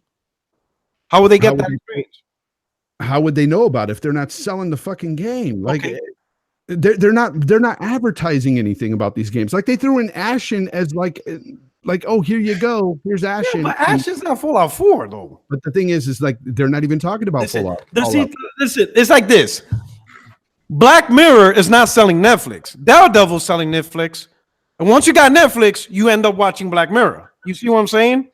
Exactly. Yeah. So you got the big titles, and then once you subscribe to the service, these good other shows that you normally wouldn't see, like Black Mirror. I didn't get Netflix for Black Mirror. But even though Black Mirror is fantastic, I didn't know about Black Mirror. But because I already had Netflix, I got it. There's the key. At the end of the day, it's about the games. But you're gonna have them. You're gonna have big third-party multiplats on this service.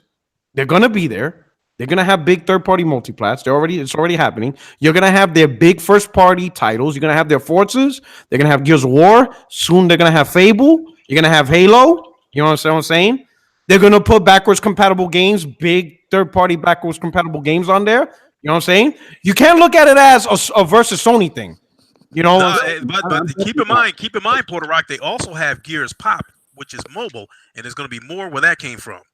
Yeah, but that's a totally separate studio on that one. Like, these studios that they bought ain't going to be it's still the point that I still think they're gonna be aggressive in the mobile. Well, yeah, but Sony does that. In fact, you know, their second largest franchise is a mobile game. Their number 2 franchise is a mobile game. I forgot what it is. I don't even know the name of it, but that's their number $2 billion franchise. It's a mobile game, Sony. And that game is bigger than Uncharted and The Last of Us. Yeah, and it's probably a standalone game too, and not part of a subscription service. Am I right? It's probably a free-to-play game too, as well, right? I think so. Yeah. But here's the thing: we gotta stop saying subscription service is bad. It's not bad. People are in on that. I don't think the subscription service is going to be bad. I just think free-to-play games are going to be more enticing to mobile gamers than a subscription service. Exactly. Yeah, but okay. Here's the thing: so mobile gamers, is because right now they don't have big quality budget games on the mobile platform. No one's gonna make a Halo level game. There's no studio on mobile that can make a Halo mobile game. Most of those free-to-play games are like 20-man teams or whatever. You know, they're not big teams. On mobile tablet, you do not have equivalents to Halo, Fallout, big 30-party multiplats, Red Dead. You don't got these games on those platforms. All right. Once you put them on, and nobody's gonna take a risk of making a $200 million game and put it on mobile platform for $60. No one's willing to do that. because they know it's not going to sell. A mobile gamer is not going to pay $60 for a game, no matter how good it is. They're not going to do it. But just $10 a month, and you have access to Fallout, Red Dead, The Witcher, Halo, Gears, you know what I'm saying, Madden, NBA 2K. $10 a month is nothing to them for that. They spend more on one game. They spend $1,000 on one game. You know what I'm saying? Like $10 a month is not a lot for gaming. It really isn't. You understand? We see it different because chances are 90% of the good games that's on Game Pass, we already bought it. No, I personally like Game Pass. I'm not shitting on Game Pass. I'm shitting on their marketing. I'm shitting on the fact that they're sliding in games without really even telling nobody about it. It's like it's just there, it just pops up. It's like, how are you going to sell any of these games based on that? Like, why? Let me put it this way: can they sell Game Pass to you with Fallout 4? No, they can't sell that. Like me, I'm not subscribed to Game Pass because the best games that's on Game Pass, I already own it or already beat it. Like, there's not much content for me on Game Pass to subscribe because most of the time I bought those games already or already beat it. There's not enough content to justify. But look at it from a perspective of a mobile gamer who never had access. They literally have 100 games that they never had access to because they're not console gamers. The potential for revenue there is huge for Microsoft. You're right. But at the end of the day, I still believe that consumers, not all these consumers are as dumb as you think. And I don't think they're willing to. I don't think it's even considering them being dumb. I mean, if I go to a mobile gamer and I'd be like, hey, you ever heard of Halo? And like, I don't think their standards are as low as you're speculating. Bro, look at the games. I'm telling you, I seen the games. Like my brother-in-law plays these shits. I see these shits. I see these knockoffs. They're literally Chinese knockoffs of fucking Jordans. I'm telling you. But maybe just spend 5 minutes, type in these games. They are knockoffs. Okay, but here's the other problem. These casual type phone gamers, they might play a game that's probably too intricate to be played with touchscreen. And they might not pay the service because they can't play the game right. There's a lot of that's already been resolved. I'm telling you, this industry, they have controllers. They have a controller that has a hook that you put your phone on, bro. I'm telling you, these guys turn around a fanny pack with this controller device. Bro, I'm telling you, my brother-in-law is knee deep in this shit. He has controllers that holds the phone, and he's playing it with a controller. I'm telling you, this is all planned in. But see, not every casual mobile gamer is into that. That's why they don't buy a console. They don't want to deal with any of that shit. So they play these simplistic games with mobile controls. That's most of the mobile gamers are like that because of that. And you know what? And there's first-person shooters that are touchscreens based, like Modern Combat. Modern Combat, you can play with a controller and you can play with a touchscreen. But in their mind, listen, in their mind, they don't think like you. Oh, the controls suck. You know, you can't play with touchscreen. They don't think like you. Most of these gamers on mobile are playing games like Clash of Clans and games that don't really take a lot of skill involved on the touchscreen. But Microsoft's not going after that. They're going after the guys who are playing the Halo knockoffs. Who? The guys that would buy a console? No. They're going after the guys who are playing Halo knockoffs. I'm telling you, look at Modern Combat. Those guys, let me put it this way, you put Call of Duty, an authentic Call of Duty, on that tablet, Modern Combat is done. It's over for Modern Combat. Modern Combat is literally a Call of Duty knockoff, right down to the fucking kill streaks. It is a genuine, it is literally whatchamacallit, a knockoff of fucking Michael Kors. It is literally, that's literally what mobile gaming is.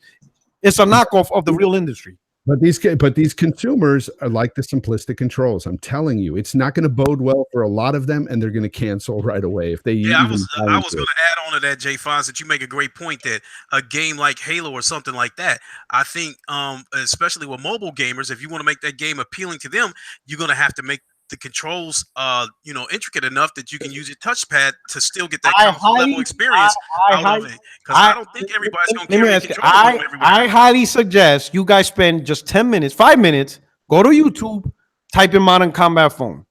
Mm-hmm. Okay. Once you see that game, you're going to be like, listen, you guys, I seen my brother played it. Totally. It's literally Call of Duty. I'm telling you. Porter Rock, you're my brother. No disrespect at all, but I gotta say this. By your logic, then you're saying Game Pass is already a hit with mobile gamers. What? How can it be? They're not there yet. When they get there, it's already a hit. It's gonna be a hit. I think it's gonna be a hit. Okay. My brother-in-law is interested in it. All right. Well, be a hit because, listen. Listen. I'm saying this. I'm going to say it again. Spend 5 minutes on YouTube. Look at Modern Combat. When you see the game, it's Call of Duty. It is Call of Duty in every single way.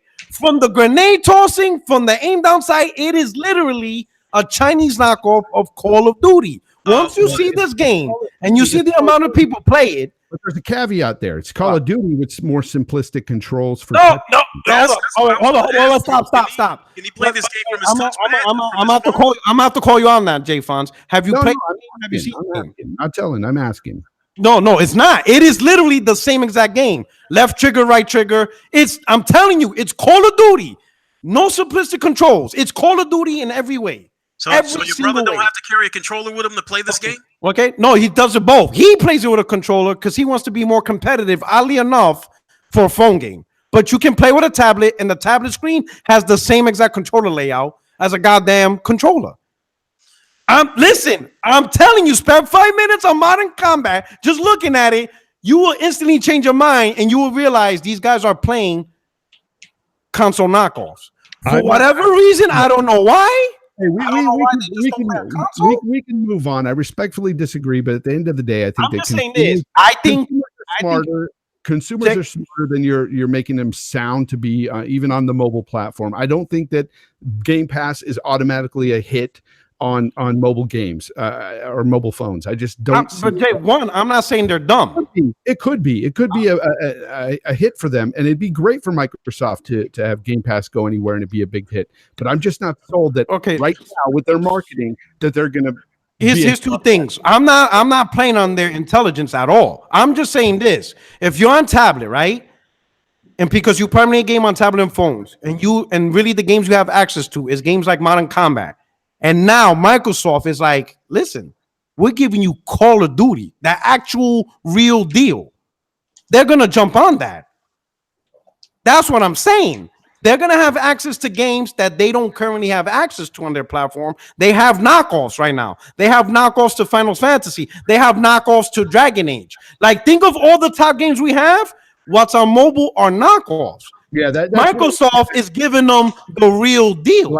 Lionel Bulgin said that most of those games that make money on there is like Candy Crush and Clash of Clans. That's what I was getting at earlier. We're not talking about those gamers. Yeah, but your games you're talking about are in the minority. Like those aren't the big mobile games that everybody's playing. It's mostly those Candy Crush type games. It's the simplistic controlled games. You'd be surprised how well Modern Combat is selling. Those games sell a lot.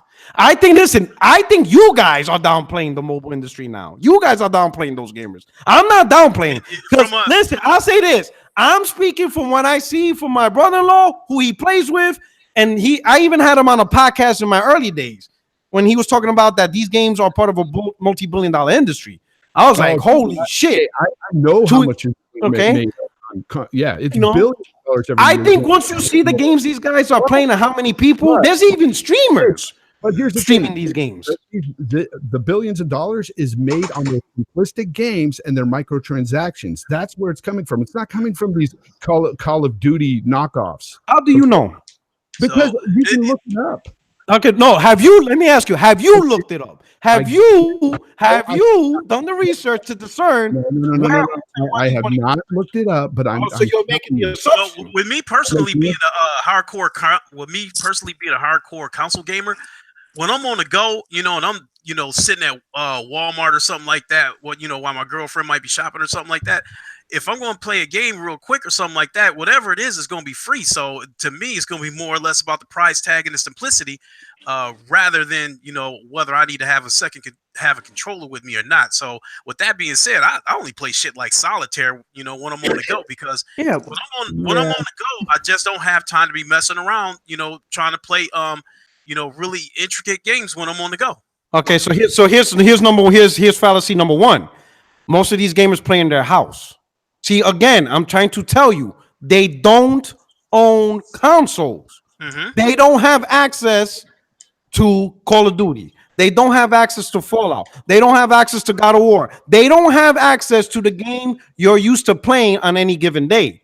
Their gaming library is based on tablet. For whatever reason, their gaming library, their platform, their primary platform for gaming is tablets and phones. That is their platform. That means they're in their house, in the couch, or in their bedroom, spending 2-3 hours, 4 hours playing these games. That's what they're playing. They're playing multiplayer. They're doing raids. They're playing RPGs and MMOs. This is literally their play. And I just did real quick little research. In the top 10 games, none of them are any type of game like what you're saying. They're Candy Crush, Mobile Strike, Game of War, Clash of Clans, Clash Royale, Casino. It's games like that. They're not like. And those are all free to play games, and those strategy games that you mentioned, I'm willing to bet most of them are point or click from your touchscreen on your phone. Well, Clash of Clans, it's free to sign up, but you do have to. It does have a lot of MTs. But I see what you're saying. Yeah, but but it starts out free to play, and I think that's what draws people in. And then with strategy games, you don't need to hook a controller up to your phone to play a strategy game. You just pretty much zip your finger where you want your troops to go, and that's it.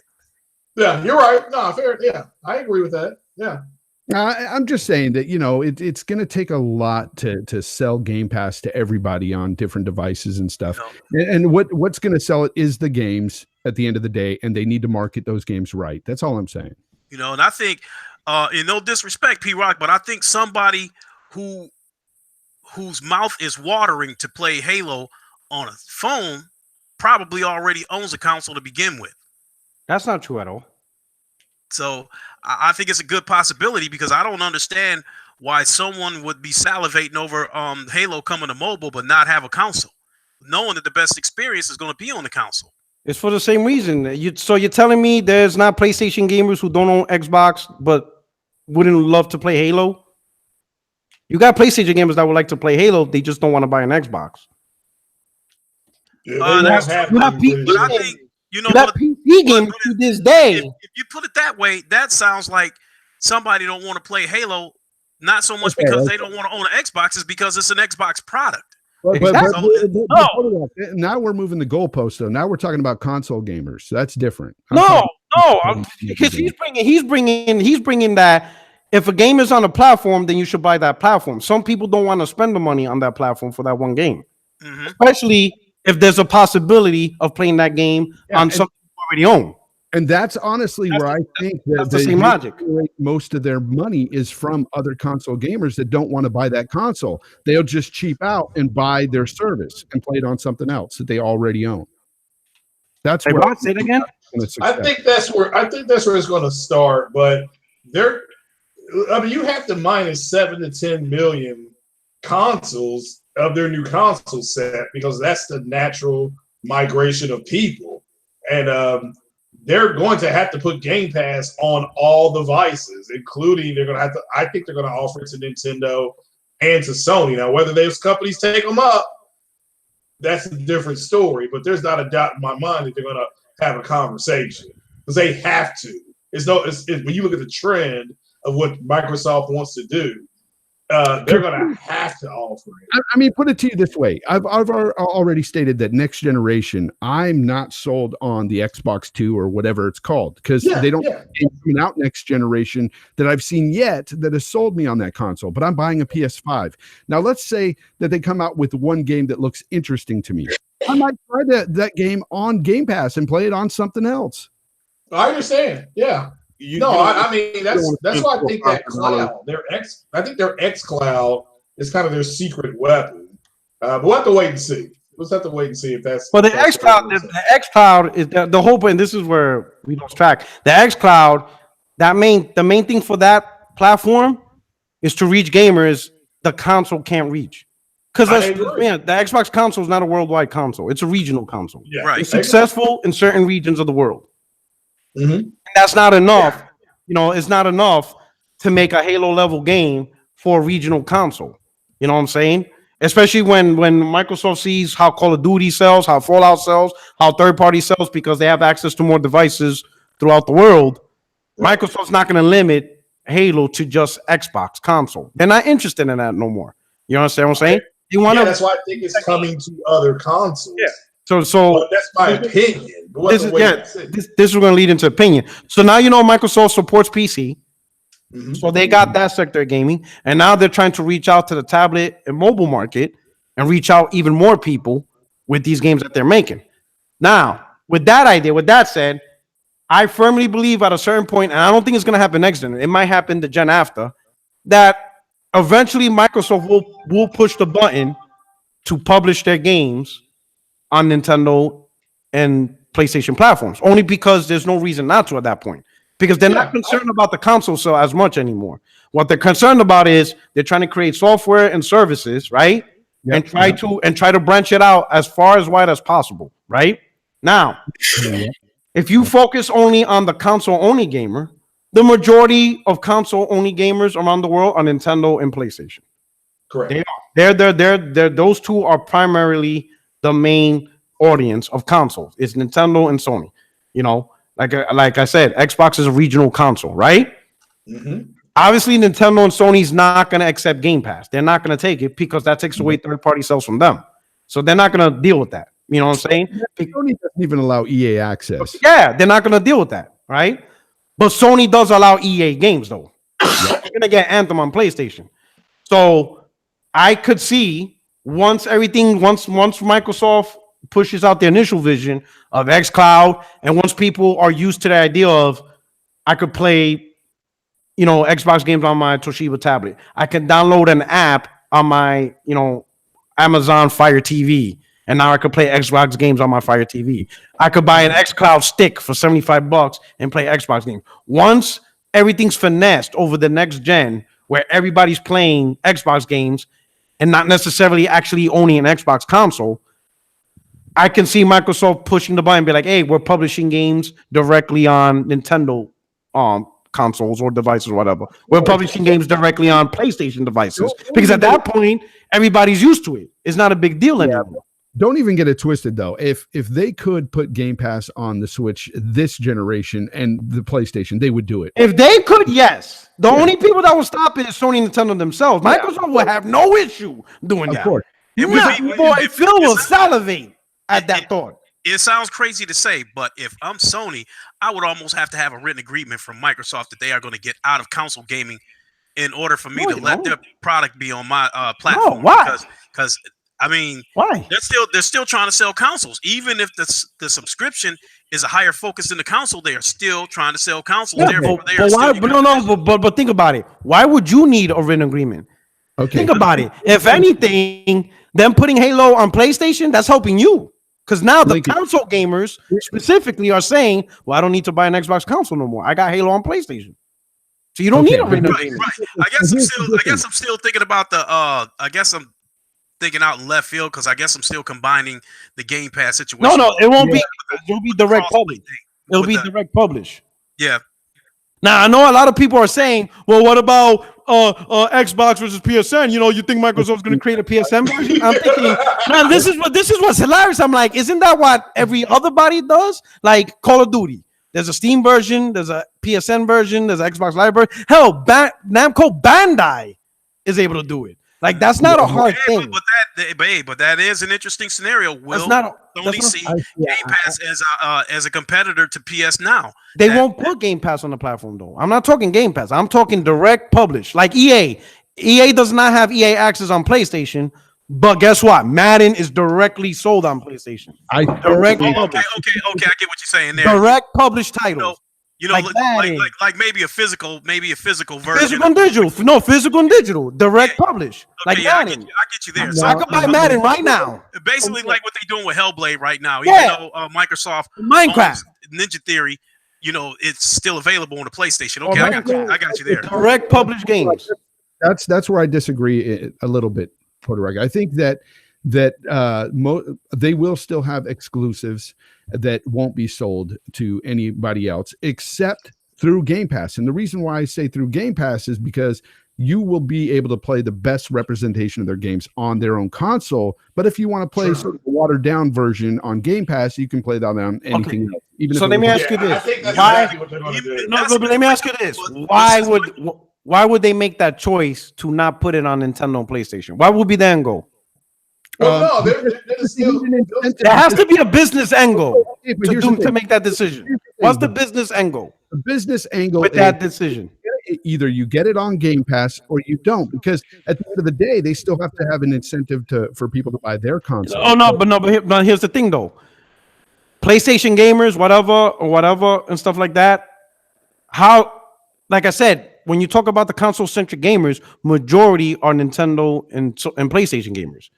You know what I'm saying? You don't think from a business perspective, Microsoft wants to leverage that fan base?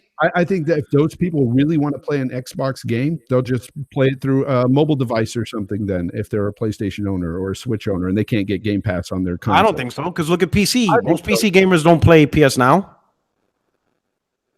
Some people just a lot of gamers are just stubborn. Some people just won't do it. Yeah. They'll be like, fuck it. Because in reality, you may want to play a game, but you don't have to play it. There's a fine line. A lot of these PC dudes won't even buy a console. That's true. They won't. So, I mean, that's what I'm saying. Just because you want to do something doesn't necessarily mean you have to do it. No, of you course. know what I'm saying? So, like, you have to look at it from Microsoft's perspective. You know, the only reason to keep the games on your ecosystem is because you want to sell the console. But Microsoft has made so many decisions that you really don't need to buy the console anymore. They're just constantly making, you know. Honestly, I think that's why they're pushing Game Pass out. It's to let people play the watered down versions if they so choose to. But you can play the best versions on their console. That's the incentive to buy their console at the end of the day. And I think and Jay Fonz, you know, they don't have to offer every single game. They can say, look, Game Pass will be on PlayStation, but we're only going to give them 50 Here's the games. thing. The best version of the games is not even on their console either. But that's why the best version is PC. If they were to do something like that, Craig, and they were to hold out titles, I think they would have to price it accordingly if you're going to keep certain titles. I'm saying that's what you do. You say we'll start you with 50 games at $4.99 a month or $5.99 a month. What are you talking about? Most people will take that deal, even if it's just a trial.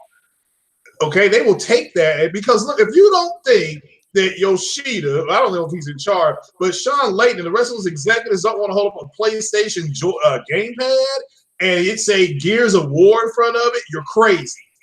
You're crazy. That's exactly what they want to do. They just want to do it on their own terms. Yep. Yeah, exactly. Because let me turn this around, Porter Rock, and ask you, what if they were to publish games and put them out on every console, and have no exclusive? What is the incentive to buy an Xbox? What's the incentive to buy an Xbox now? The incentive would be to buy. Technically, the best version of PC all you want, but a lot of console gamers aren't PC gamers. See, there you go. Boom. A lot of console gamers. Which is the majority? Who owns the majority stock in console gaming? But Nintendo, the point I'm making is there are millions of gamers right now that have an incentive to buy an Xbox. Here's the thing, though. Why would they buy one? Okay, let me ask you this: How's the console sales really doing for Microsoft? How's that theory really panning out? I mean, they're not terrible. What, 35 million? Yeah, which is nothing. Sony 85. Nintendo's catching up. Of course. That's the point I'm trying to say. I understand the only true logic is you're trying to steal your console, but your console ain't selling. It's not really that selling. Hey, fellas, I got to take off in a little bit to head off to the round table. All right. Before I take off, I do want to say I've been wanting to say this for a minute, that since Microsoft is advertising the subscription more than they are advertising the console and almost giving you no reason to purchase the console, I'm convinced that Scarlett is not going to be a console built from the ground up with identical power to these rumored specs of the PS5. I think it's just going to be, I think Scarlett is going to be Xbox One X in disguise. They just going to fix what's wrong with the X and call it Scarlett. Nah, it can't be very helping. No. Why would you spend billions of dollars developing a new console from the ground up when you're not even giving people a reason to want to buy it? I will tell you. I'll tell you. That's easy. Millions of dollars to buy studios. That's the easy answer. Why? Because of technology. The Xbox One X is built on Jaguar. You can't release another Jaguar console. Is the third party's not going to be able to make games for it? They're going to be like, we're not going to make games for a Jaguar console CPU. We're not doing that, Microsoft. So Microsoft has no. That's what I'm talking about. I'm thinking that they would leave everything else in place and put these new processors in. That doesn't make sense because the motherboard won't be able to, like if you're going to put in Zen and Rega, you have to make a new motherboard. You have to. Yeah, you can't use an old motherboard for new. It doesn't even make. And plus, you're not going to save a lot of money. Okay, but even if it's technology, so you convinced that they're going to go ahead and build a new console from the ground up. They don't have a choice. With specs identical to the PS5 and probably going to charge $500 because even if the console wasn't worth $500, they would still charge that anyway because they just love that. Yeah, they don't have a choice. Yeah. They don't have a choice. It's not an option.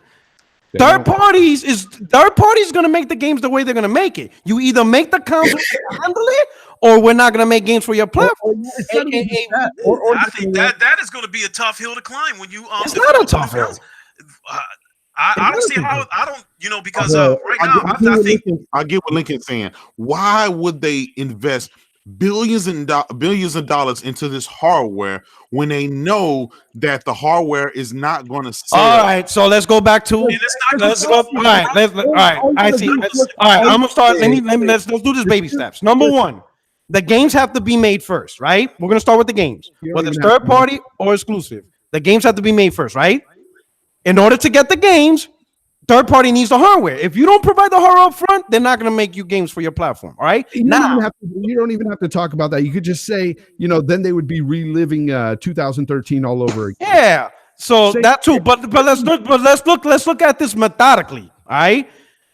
Microsoft comes out with a proper build console as they're supposed to, so that way third party can make the games that they're supposed to. Right now, those games are also going to be available on PC. So Microsoft's not just relying on console sales for software revenue. They're going to leverage PC. Those same games are going to be on xCloud. So they're going to leverage tablets, low-powered tablets, low-powered PCs, low-powered laptops to also sell these games. They're leveraging multiple areas to sell the same game. You guys are still thinking Microsoft is trying to make money off a device. No. They're going to make the game. And they're going to leverage multiple avenues to sell them. They're going to leverage Xbox device. They're going to leverage xCloud, which will do Game Pass. And I'm sure you're going to also buy digitally direct. Granted, you won't be able to download it, but you'll be able to access it anytime you want. And you'll be able to buy games on the Windows Store. They're no longer looking at it like Sony. You got to stop looking at Microsoft as Sony. They're not doing Sony's plan. That is over. It's done. It's Microsoft Gaming. That's what they're selling now. How you get Microsoft Gaming? So to me, that almost seems odd to build like a damn super console when the subscription is the feature of the platform. No, it's just a device. The console's a device. Someone's gonna want their console. Right. That's just a fact. So sell it to them. Sony controls the mind share. So this has nothing to do with Sony. No, irrelevant. I think it has everything to do with Sony because based on customer satisfaction and customer loyalty, the PS5 is already going to beat Microsoft. Okay, so it doesn't matter. Let me ask you something. PlayStation 4 beat the shit out of Xbox One. Did they not? True. Okay, when you wake up tomorrow, you're telling me nobody's going to buy an Xbox One tomorrow? Somebody's going to buy an Xbox One, right? Somebody's going to sell one here and there. Okay, so that's it. That's all Microsoft needs. But I think if Microsoft would have foreseen this ass whooping coming, the Xbox One wouldn't have launched with the Kinect, and it probably would have been $100 cheaper to match the PS4. That's nice. That's nice. Nice conversation. But guess what? That's 5 years ago. It's over, brother. As we all know, though, Brother Rock, at the end of the day, people buy consoles for the games they provide. Okay, period. So if the exclusives aren't the reason why people are buying that Xbox, what the hell would it be? Because honestly, that's the only reason why. Play with their friends. Listen, when you go to sleep tonight and you wake up tomorrow, Xbox is still going to sell. It's not going to sell. Don't confuse selling as much as PlayStation 4 as not selling at all. Two different terms. Here's the thing. Okay, so if we start over scratch right now, 0-0, next generation. I have more motivation to buy the PS5 because I'm led to believe there's going to be more compelling content on the PS5 at launch versus the Scarlet. Because we know Sony has a shit ton of AAA studios. They already committed to doubling down on AAA Yes. exclusives as well as the VR field. Whereas Microsoft is scooping up AA developers that have been vulnerable with financial problems. So Yes. I can't. So when you look at those two, I have no reason or no motivation to pick up Scarlet, but I have. And yet, and look at the last 2 years.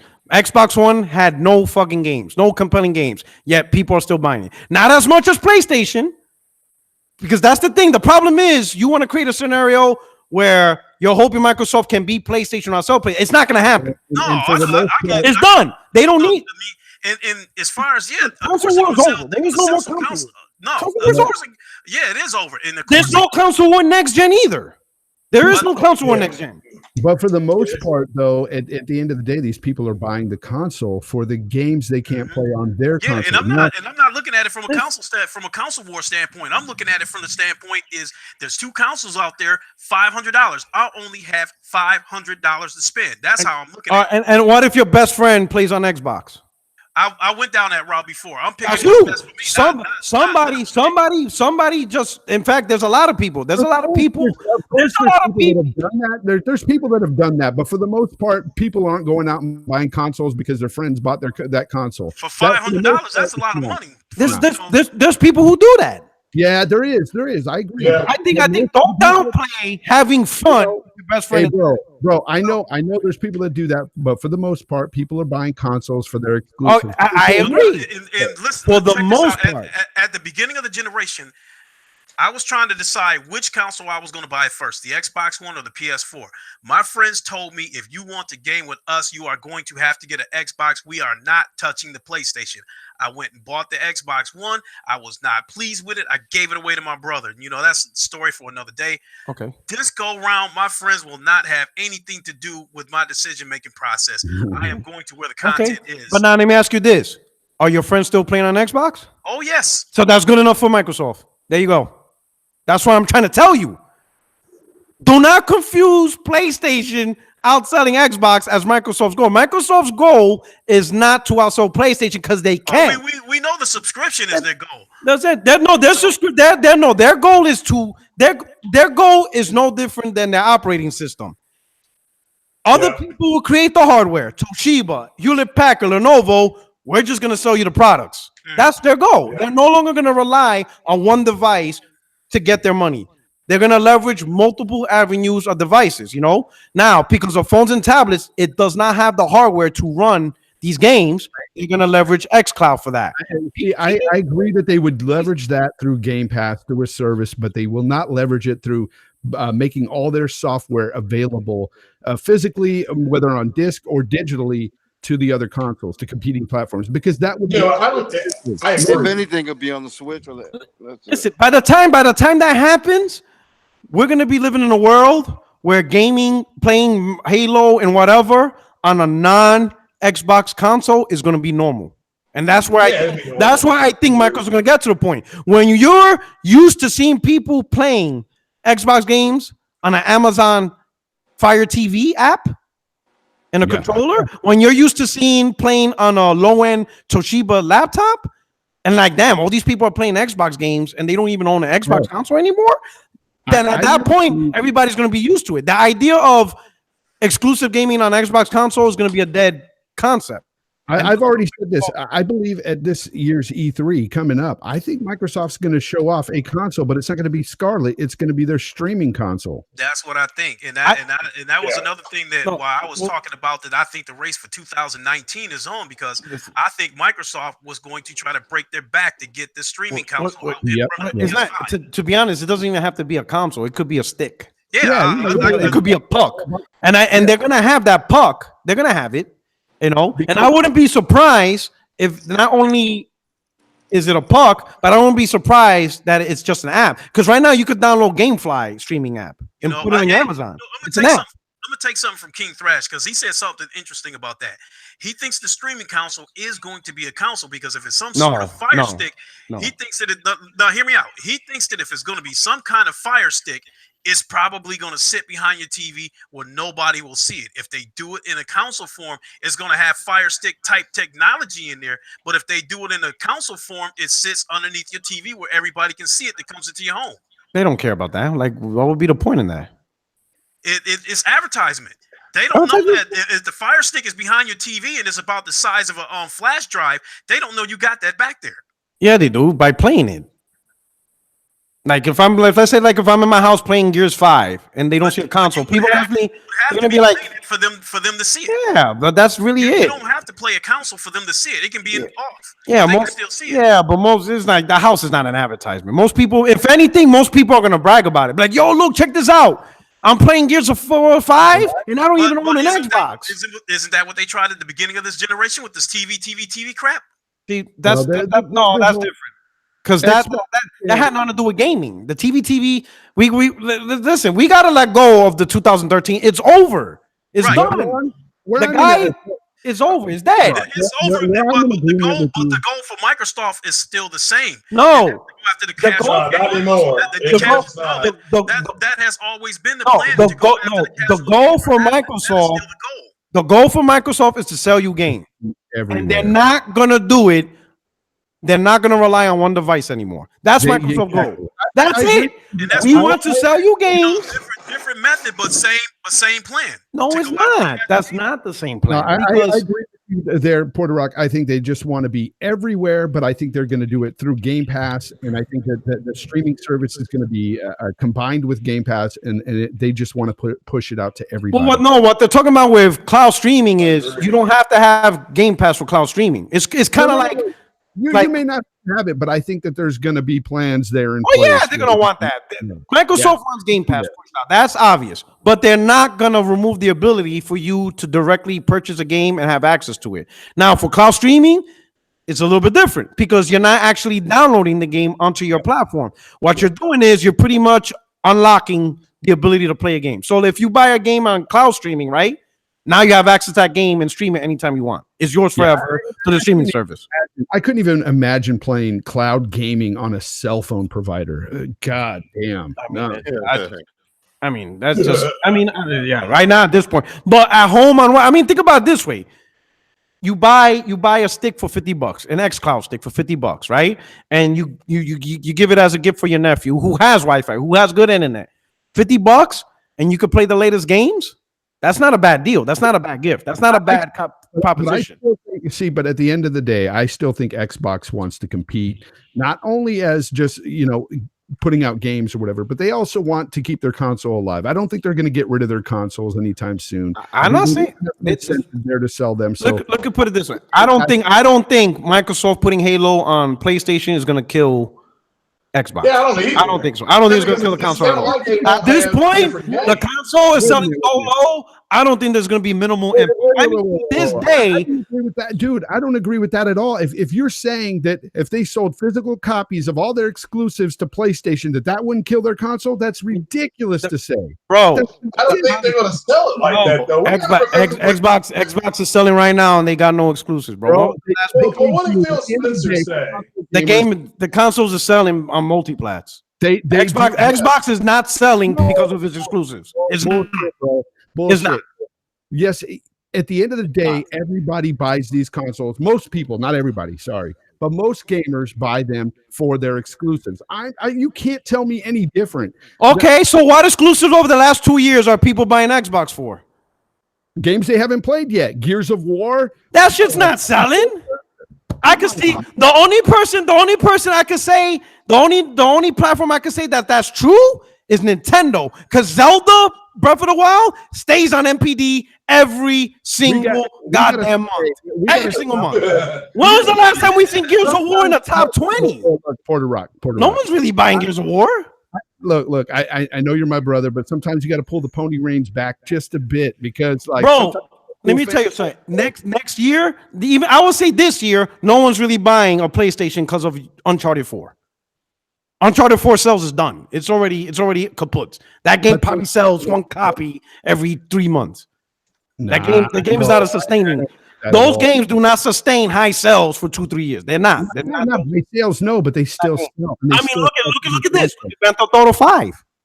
That shit's still top 10 on PlayStation. It stays top 10. That's a game people buy PlayStations for. I'm not trying to discern between multiplats and exclusives because a multiplat is not going to sell me a fucking Xbox One S. It's not. Okay. I'm just saying this. Microsoft has not been releasing compelling exclusives for 2 years. And I'm with you, bro. And I'm with you. And that's why sales to their consoles are not great. That's why they're not great. I'll put it this way. Tim Dog is not going to leave Xbox because Halo's on PlayStation. They're gonna find another reason. They're gonna find another reason to stay on Xbox. Look at PC. There's some people that are crazy like that. There's some Xbox. Yes, there's some Xbox that are crazy enough to say I'm sticking with Xbox. Yeah, no matter and I think most will. I don't think putting Halo is gonna. There's gonna be one big. I don't think there's gonna be one big mass exodus of Xbox gamers to PlayStation just because Halo. I think they'll find a new reason. First, look at now the new term, console only gamers. That term came up ever since Xbox started putting their games on PC. That term was not around last gen. Console only gamers did not exist. Those terms did not exist. They created that term, right? And I'm pretty sure they'll create a new term. They're gonna redefine reasons to keep our Xbox. And at the very least, there's gonna be the one big final reason. Yes, Halo is on PlayStation, but all my friends play it on Xbox. So why would I play on PlayStation when my peoples play on Xbox? There's not that many gamers for that. Well, and let me just say, what did Phil Spencer say? Bro, everybody is glossing over. Phil Spencer said, quote, having media locked to one device is foreign to him. So their games are coming. I'm telling you. With Nadia, I would imagine the conversation with Nadia Sadal and Phil Spencer, and Nadia Sadal is like, listen, if you really want to keep gaming alive, we have to have the Windows mindset where we could put everything on every device, where we could put Microsoft Office on a Mac computer. That's what I want. That's what makes us successful. And I think now Phil Spencer's job is to wean people into that scenario, little by little, wean people. He's not going to drop the bomb tomorrow because that's not going to make sense. But in a world where people are playing Xbox games on a fucking Toshiba tablet, on a Toshiba laptop, on a Hewlett-Packard computer, on devices not called Xbox console, no one's going to care that Halo's on PlayStation by that point. Because it's a normal world. No one's going to care. All right, gentlemen. I gotta make that move over to the round table. Let me do a couple super chats. We have a lot of people. Time for Princess P Rock Papio de Bodega. Thank you, girl, for the support. I appreciate it. Hey, sorry, man. We were in a good in-depth discussion. I'm sorry, I didn't mean to ignore ya. Lionel B. He says PS5 comes out and is outselling the Xbox 2-1 again. Phil will start selling Xbox games on PS5. Doesn't make sense to skip over PlayStation gamers who will buy Xbox games to try to get mobile gamers. That's what I feel. I think by now, Microsoft's more about the money, and they're gonna get it any way they can. Let's go out. No question about that. They all about that money. Yeah, Lionel B. Hold on. Porter Rock. Most of the money that's made on mobile is games like Candy Crush and Clash of Clans. Those games you're talking about are just a minority. And I'm gonna do a video on that. I'm gonna show y'all the truth. Carlos Crespin, playing big budget games on small mobile screen isn't going to be very appealing. Those games are meant to be played on the living room. I think that's more of a console gamer's mentality. That's a console gamer's mentality. And then Show on W to Microsoft video games are now an enterprise. And then, damn, there's a lot of guys. Damn, we skipped a lot of guys. Yeah, there's a lot. We were knee deep into this conversation. And I apologize to the chat. We were knee deep in this. It was a very good discussion. I love these conversations because it's passionate. And I definitely want to come back. Yeah, good. Let's see. Go. Chad Main, tell him P-Rock the Switch about to pass Xbox 2019. And shit like that. Show on W, he says live is bigger than the console. Lionel B, super chat again. Thank you so much. He said that's why instead of competing with Sony, MS should focus on premium consoles, maybe around $600 to $700 for gamers who can afford it, and release their games on everything, even on Sony consoles. Well, that's what they had PCs for. Yeah. The Raven Flow. Once MS saw Xbox Live revenue, they want everything to exist on a service model. I think Phil had to show MS agnostic service was the future. Mm-hmm. Good point. These guys making a lot of great points. Mm-hmm. Yeah. The Raven Flow. Xbox would love to put their games on other platforms. It's Sony and Nintendo are the deciders of that. That is true because ultimately it's their thing. They're going to decide who makes game for what. And only through Game Pass. I'm telling you, they're not going to ever release their fucking physical games to competing platforms while they're keeping their own console, because there would be absolutely zero incentive to buy their. I'm still not. I think people still buy that console. I still have to take the wait and see approach about Game Pass coming to PlayStation. No, that's not coming to Game Pass. I'll tell you that. I'm gonna tell you why. Because Game Pass includes third-party games. So if you subscribe to Game Pass on a PlayStation console, then you're not buying the third-party games on PlayStation. So that's why Sony and Nintendo won't have Game Pass on there. No, what third-party games does it have? It has like old third-party games. It's gonna mostly consider. But Game Pass could potentially grow. Yeah, they got NBA. All right, Porter Rock. Can I get my outro? All right, what was it? Hold on, Marco. MS will focus on stream digital sales. Problem is that Google Stream will be on the way. That's good, a competitor. And then that's it. I think we made it. Wait a minute. I think we made it through for everybody. Hold on. I think that's Sec. Yeah, Secford. Yeah. Okay. All right. Go ahead. Do your outro. All right. Yo, what's good, everybody? It's your boy Lincoln Clay. You know, I had a wonderful time over here on the 60 Frames No Lag podcast. I definitely would love to come back. It was definitely a lot of interesting opinions around here, and that's the one thing I really love about different opinions. Even if something sounds absolutely crazy, if you stop and think about it, there might be some validity to it. But this was an amazing podcast. I definitely would love to come back. Hit the like button. I will holler at y'all later. Okay. I appreciate it. Peace, bro. Yeah, man. Later. I want to address the chat. Like for me, at the end of the day, I'm just a gamer, and I'm looking at the whole situation. Like when me and Porter Rock are talking about this stuff, the reason why I'm passionate about them not giving up their console or having a reason to stick with their console is because I don't want a world where we just have a PlayStation and a Nintendo, because Nintendo doesn't really compete with PlayStation or Xbox. They do their own thing. If all I had was a PlayStation to get every year, who knows? They might slack on things. You never know what could happen without competition, and that's all I'm gearing towards. This is the reason why I feel obviously not next gen, but potentially the gen after, that they're going to publish their games on PlayStation and Nintendo. Because again, Xbox as a console is a regional brand. It is not a worldwide brand. It's not. What would happen to the competition with consoles then? Let me tell you, Microsoft is not interested in competing with Sony and Nintendo anymore. They're interested in making money. And I would bet they want to think about it. If they put their games on Sony and Nintendo consoles, they now have access in regions of the world, and they have access to console gamers, that they will never ever reach with their own console. And I think that's the reason why they'll pull the plug. Even if we're just speaking on a game's level, they're still fighting for that competition. There's still competition. They're fighting for your dollar, regardless of what it is. But I don't want to see a one console world. I'm sorry. I cannot subscribe to that. I'm not telling you there's a one console world. I'm not telling you any of that. Microsoft is still going. It's like, all right, I'll give you a perfect example. Surface tablet. They make a Surface tablet, right? Yeah. They want you to buy a Surface tablet. They make it. They want you to buy it. So why would they allow Toshiba to use the same operating system? The same exact system that the Surface tablet has. You don't have to buy a Surface tablet. You can get it on a Toshiba tablet. Hey, by the way, Porter Rock, I think Showstopper was asking for a link. I don't know if you saw that. Oh, shit. Give it to him. I want you to answer that. Microsoft makes Surface tablets, yet the very same operating system is available on Toshiba tablets. Do you not think that's counterproductive to give Toshiba, and not just Toshiba, Hewlett Packard?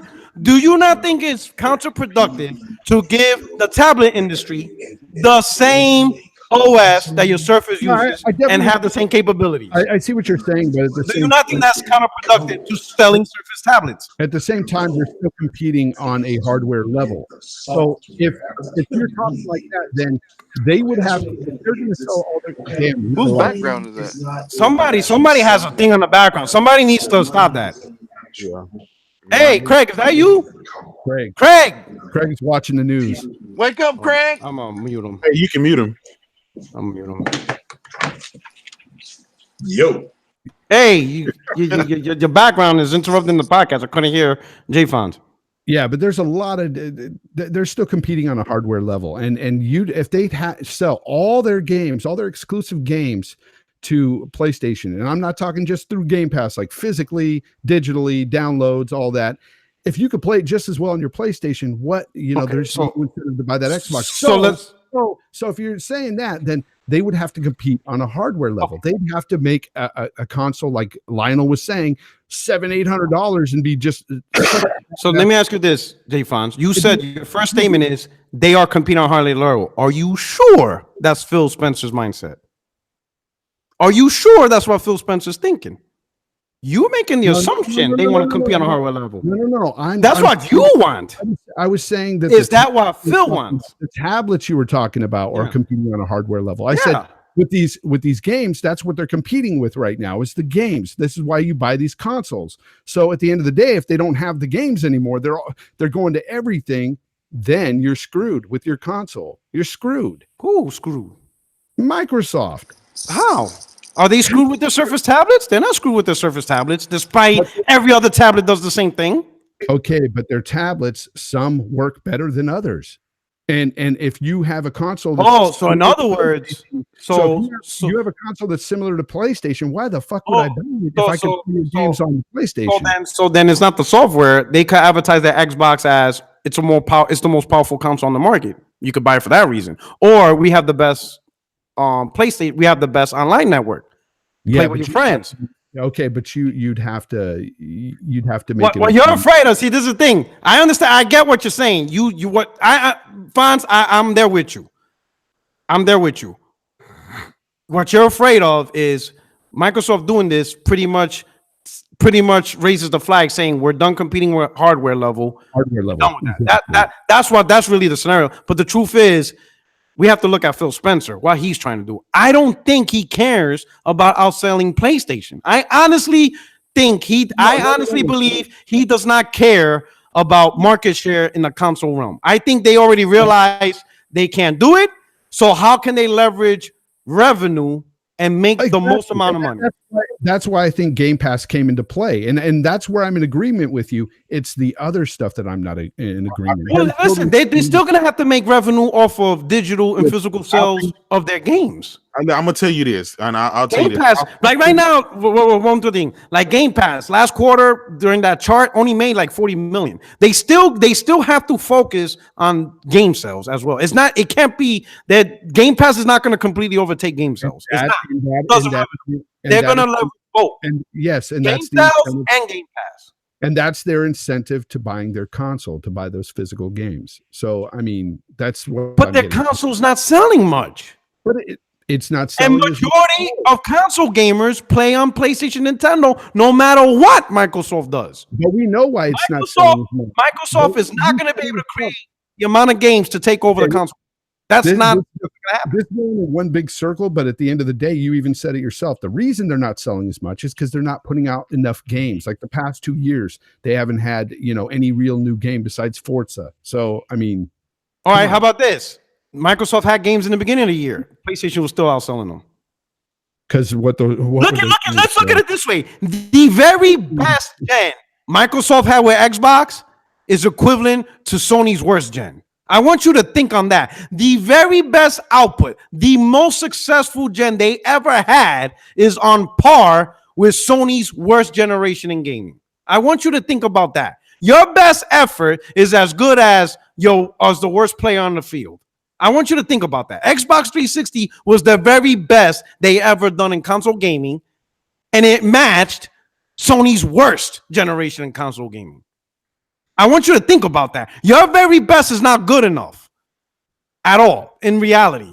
And I'm not knocking 360. I don't want people to think I'm bashing 360. Outstanding console. But I want you to think about that. Your very best is somebody else's worst. And the reason being is because you need the games. Okay. You need the games. Gears of War, Mass Effect, time exclusively for 2 years. BioShock exclusively for 2 years. Halo at its highlight. Gears of War, brand new IP. 360 had. There's one thing. 360 had the fucking games. Where there's budget to AAA to damn Xbox Live Arcade Indies. They had the games, and they still, at best, are you telling me match. the PlayStation didn't have those have games? The first 3 years? Hell fucking no. $600 for fucking Heavenly Sword?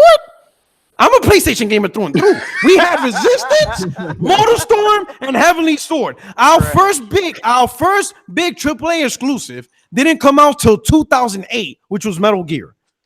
Yeah. 2.5 years we had to wait for our first AAA exclusive. I enjoyed Heavenly Sword. I thought it was a great game. $600 though? Like, come on. You know what I'm saying? You know what was the best game we played the first year and a half? Ninja Gator Sigma. A fucking remaster of fucking of a Xbox console game. But you know what sold those console for that console for the first 3 years? And I'm going to spell it out for you. It was the console they had before that. That's the games they had before that sold them on that console. It wasn't really selling the first 3 years. It broke sales once the PS3 Slim came out. That helped, that boosted sales a lot. But then once Uncharted 2 came out, exclusives come out. The point I'm trying to say is Microsoft had a generation where they did phenomenal, right? They had the exclusive. They had the games. It was games. The best multiplayer, some of the best single players, Japanese games. If anybody listening to this can take away anything from what I've been saying, it's at the end of the day, it's the games that sell these consoles. That's it. Okay, I don't want to hear no arguments about friends. I agree. Fuck your friends. You buy the console for the fucking games you want to play. Now, again, that's your view, and I agree with you, Fonz. I agree with you. What you're not getting is, does Phil Spencer care about selling mass consoles? That's what I think you're not seeing. No. I think Phil cares about. Phil is not about selling consoles. He's about how big of a wide net can be casted so I can sell games, and how can I get them out there? That's Phil's mission. Sell the games. Wider profit margins. I get that. It's a business, but that's why he's at. Like if it's just the worry I have, and you already talked about that. You worry, bro. I love console gaming. I love console gaming. I want to have choice. With my consoles.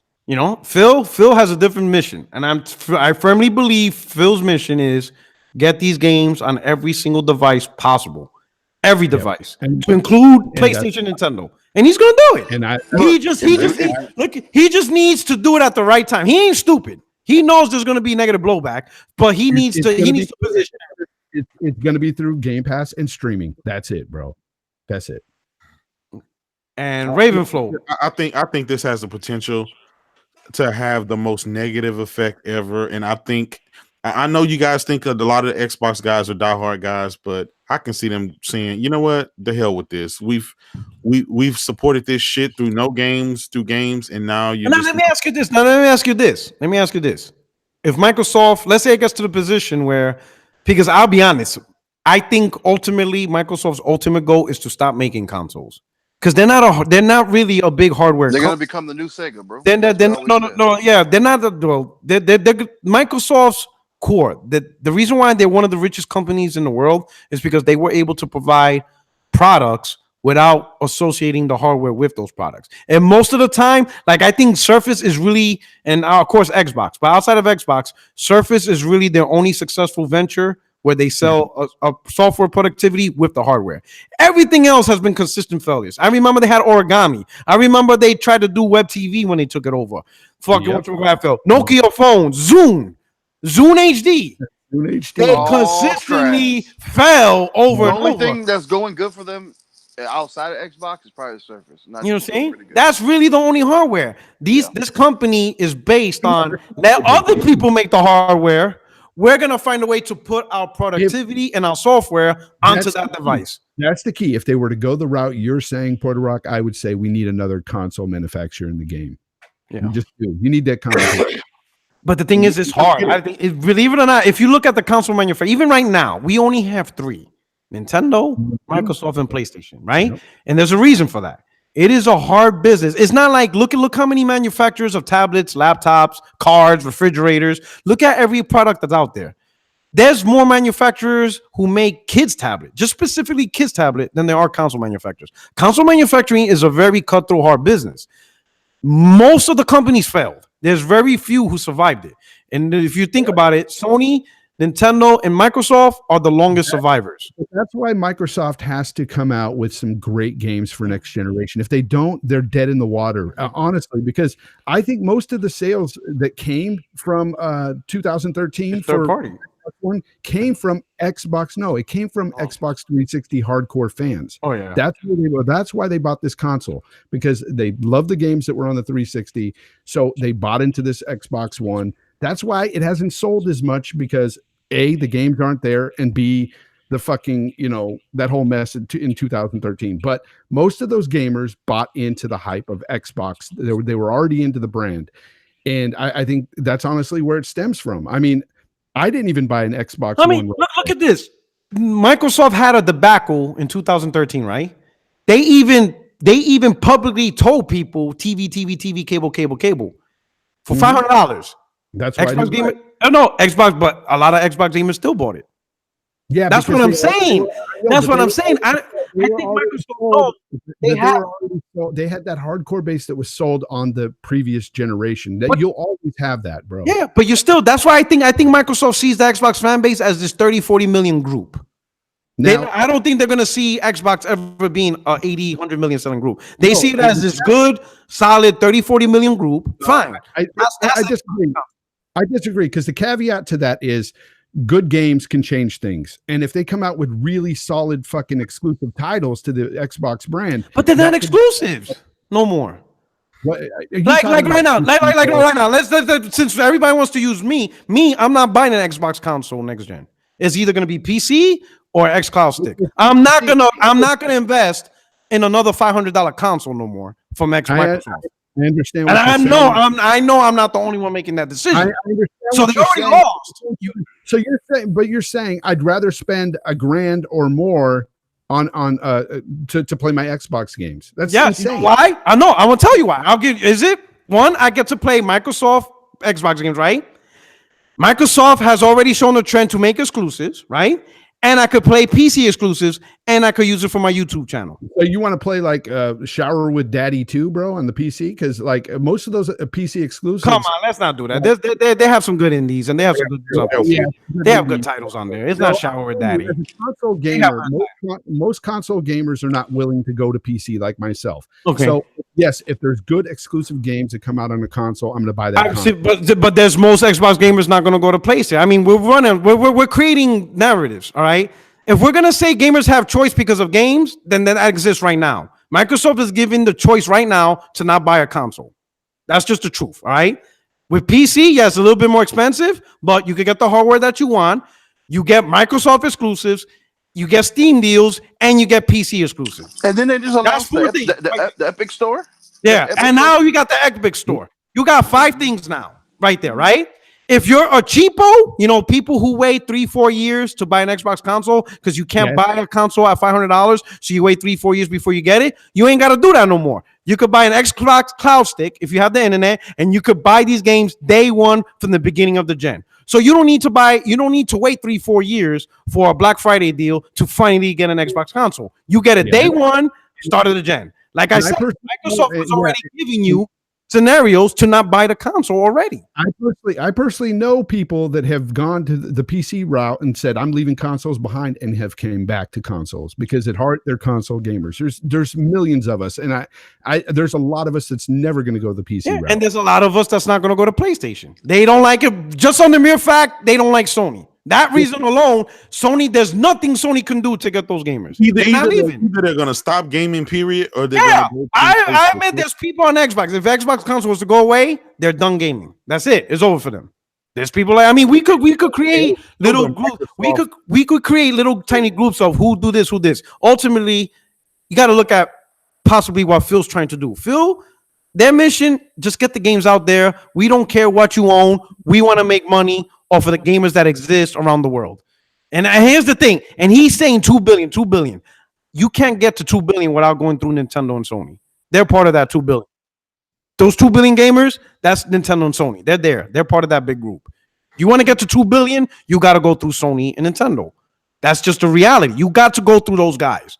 You're not going to get to 2 billion gamers and ignore Nintendo and Sony. I don't see how that's possible. I just don't see it. You want 2 billion gamers? Nintendo and Sony. You got to go through them. And you just said yourself, majority of the mobile gamers play Candy Crush, right? So how if their goal in their mindset, we need 2 billion gamers, but yet you're not gonna leverage Nintendo and Sony to get those 2 billion gamers, then how are you ultimately gonna get there if that's your ultimate end state? They're going to put their games on place. They just need the right timing, and I think the timing is when we live in a gaming world where Xbox games or playing Microsoft games is no longer associated to one specific device. It's just gaming now for Microsoft. Oh yeah, I play on this, I play on that. Once we get to that point where everybody's just like, yeah, Microsoft puts their games on everything, then they'll pull the plug. If it ever came to that point, I think they would just stick to like a streaming box at that point for themselves. I don't think that I would think eventually, don't be surprised if Microsoft's trying to wean themselves away from hardware because it's expensive. Creating new hardware is expensive. Don't be surprised if Microsoft wants to do that too. If their ultimate goal 2-3 gens from now, imagine if they're making more money. Yeah, imagine they're making more money with all their products being on other and not creating a console and not creating a console at all. Right. I know you're afraid of that world. But can I ask you something though, Puerto Rock? Would you like that to happen? No, I don't want to. But it doesn't matter what I like. Phil is not out front. He works for Microsoft. He's going to do what's interested to them. Yeah, because there's a lot of people out there who actually want that scenario. I don't want that. I want dedicated consoles. What I want is what I want is this is what I want. Microsoft to keep their games on Xbox. Don't put it on PC. Don't put cloud streaming. Sony does the same thing. Nintendo does the same thing. Each of them makes exclusives where they one up each other, forcing themselves to make better games. That way, all 3 consoles get better and better because they're trying to one up each other. That's what I want. But that's not what's happening no more. That's not what's happening no more, especially with Microsoft. Microsoft's not trying to do that no more. They're not trying to do that no more. They just want to sell games, services, applications. They just want everything everywhere, and I firmly believe one day I may be 60 years old when it happens, but I think Microsoft is going to wean themselves on hardware. Yeah, if we're going to say that, yeah, if it's distant, I'm not saying this next year. I could be like 65. It'll be my kid talking shit to fucking Zaire's kid. Of course, because at the end of the day, software is where they make their money. So I mean, it makes sense. But okay. I think I already said Holomoko. Thank you for super chat. He says MS will focus on stream digital sales. Problem is Google. I already said that. There's a couple of new ones that popped up. I apologize. This has been an intense conversation. Ravenflow. He says PlayStation initial sales outsold 360's initial years. The exclusives just helped them catch up. They were slowly eating away at Microsoft lead. Actually, Microsoft 360 built an 8 million lead. It started deteriorating once PlayStation Slim came out. That's when everything started going downhill, and that's when Sony started catching up. Top Dog Fonz is a stubborn old man. We're all old men in this podcast. Oh, shit. Yeah, I am very stubborn when it comes to this stuff because I'm just passionate about this hobby. And by the way, that scenario, you got to also add that with the PlayStation 3, when they started to come out with games like The Last of Us, that really boosted sales for them. Yeah, so. Show on Xbox not dead because they got the money to keep punching. I mean, yeah, they have money. If MS stops making hardware and we're stuck with dog shit, AA crap, what's Sony incentive to continue providing great quality exclusive? Sony's gonna do it because that's just it. I think Sony. Look at PS3. That generation, that generation, they lost money. They did not make any profit off of PlayStation 3. They even released a chart. The only level of success PlayStation 3 had was losing less money year over year. But every year they lost money, but you saw what they did. They were still pushing quality exclusive. That's just in their DNA. They just want to make sure they don't lose money while they're doing it. Before any of that would even happen, I think, we would probably see something bad happen to the industry as a whole based on microtransactions and loot boxes and stuff before that ever happened. Yeah, I honestly think that could be the death of gaming for a while, because a lot of notice that there's more and more gamers getting displeased by a lot of bullshit going on right now. I'm glad it's happening too. Yeah, me too. Oh, my God. And our voices are being heard, but at the same time, the industry is pushing back. They're pushing back in a lot of ways, and they're stubborn where they won't fucking stop with a lot of the shit they're doing. And dude, it's scary, bro. Yeah, the best weapon we got don't buy the games. Yeah. That's it. You know, and gamers will get to the point where your company will just go away. Look at EA; they already had 2 back-to-back flops to a certain point. Battlefront 2, and while I don't necessarily agree with it, but Battlefield 5, right? That's the new one. That one sold incredibly less as compared to his predecessors. So there is a message being sent out. You know, don't fuck with the gamers. You will lose. We don't have to buy your games because somebody else makes great games too. You know, it's not like we have to buy this game or we're not going to have good games to play. There's so many tons of options out there. You could disappear. You know That's what I'm why saying? it's so important to support the good developers out there that are against this shit, dude. Like you've got CD Projekt Red that are staunchly against microtransactions. You've got fucking who is it? Shit, there's another big one. You got Bethesda. Yeah, but Oh fuck. Like Party Rock Powder and stuff. But oh man, yeah. Where's the eject button? I'm looking for the eject button. Anyway, Ejecto, cuz. right. and then a lot of us gamers got to stop lying to others and ourselves, talking about how we're not buying microtransactions. You know damn well you are, because fucking billions of dollars are being poured. Somebody, it's like the Spice Girls album. Everybody in the world said they didn't buy it, but how did they sell 10 million? And you may think, Somebody bought it. let's take a game like I'll give you a scenario. Let's take a game like Odyssey, fucking Assassin's Creed Odyssey. Yeah. Now there's been a lot of conflicting arguments about whether the microtransactions are really bad for this game or whatnot, but there is an XP boost in there you can buy for $10 for $9.99. Let's say you buy that, okay? Just one time, you only bought one microtransaction. You supported it. But here's the thing. Let's just base this off 2 million games sold of that game, okay? I know that it's probably closer to 4 or 5 by now, but let's say 2 million were sold. Yeah. Now, let's say just 1% of you decide, hey, I wanted to buy that. Do you know that's almost $200,000 for that one fucking transaction? For something that's not even an actual product, because all it is just telling the game, boost your level up. That's all it really is. 200. It's not like it's not an actual product. The game's telling you, hey, make it normal. Yeah. Oh yeah, no shit, right?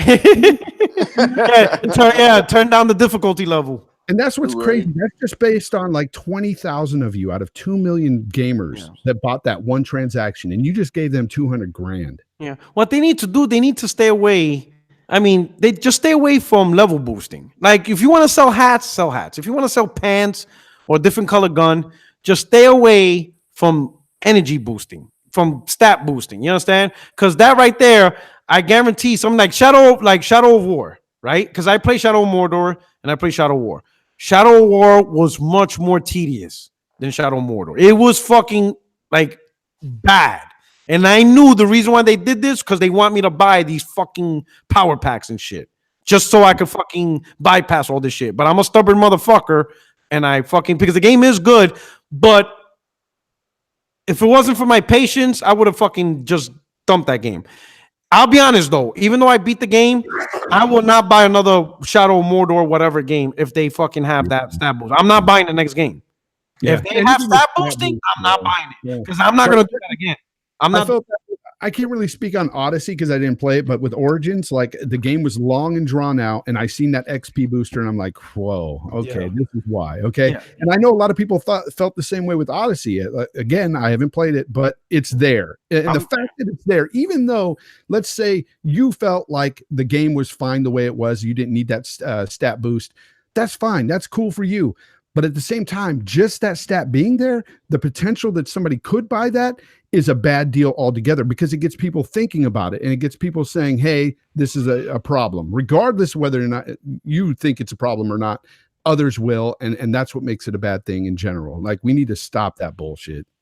Yeah. That's just, so I think we could pretty much end up, unless anybody last thing, we didn't really talk about personal game of the year. I really want to talk about that. So we'll go down the line. Just a quick, what's your personal game? It doesn't have to be any of the nominees, just anything, whatever you play. We'll start with all day. Your personal game of the year and why? No, why? I'm joking. No, I'm not. I'm joking. Man, you like my third. No, what's your God of War? God of War? Yeah, God of War. Well, we probably covered our reasons. We probably know why. Yeah. I ain't. All right, Craig, your personal game of the year. Craig dead. Oh man, this guy, I don't know why he's doing.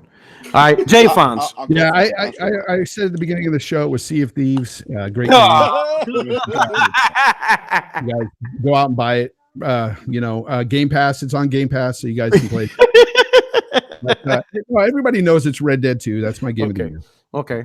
All right. So, do I even have to ask Kratos what's his game of the year? Do we really have to ask? Boy. Yo, that was funny on the game show when he told the kid was just standing there, and he looked at him. He said, boy. No, he was like, Read the boy. Yeah. Read the award. We'll read the award, boy. That was pretty funny. I liked. All right, so all day yours is God of War. Craig Harris is Mass Effect. Mass Effect. Yeah, because he always talks about Mass Effect. So we're just gonna arbitrarily say Craig Harris is Mass Effect. And Jay Fonz already are. Oh my god. I don't know. I think Andromeda too, to be honest. Eesh. J Dub is Kratos, obviously. Mine is Spider-Man. Now, the reason why mine is Spider-Man, right? Okay. This is the reason why it's my game of the year. All right. I give it credit because Spider-Man has a disadvantage that a game like Red Dead Redemption and God of War doesn't have. And what it means is source material.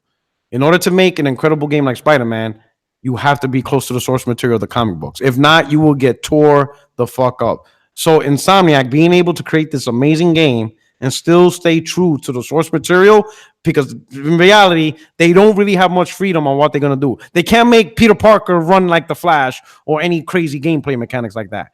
They have to stay true to the source material because fans will destroy it apart.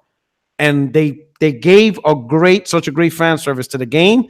And honestly, it's open world, but I actually enjoy swinging through the whole city because they introduce gameplay mechanics. Like you could, stop robbers, you could stop car chases, you go through warehouses. So while traveling to different areas, you have great gameplay mechanics along the way. So it's not just like what I'm doing right now in Red Dead, where I'm riding a horse for fucking 30 minutes.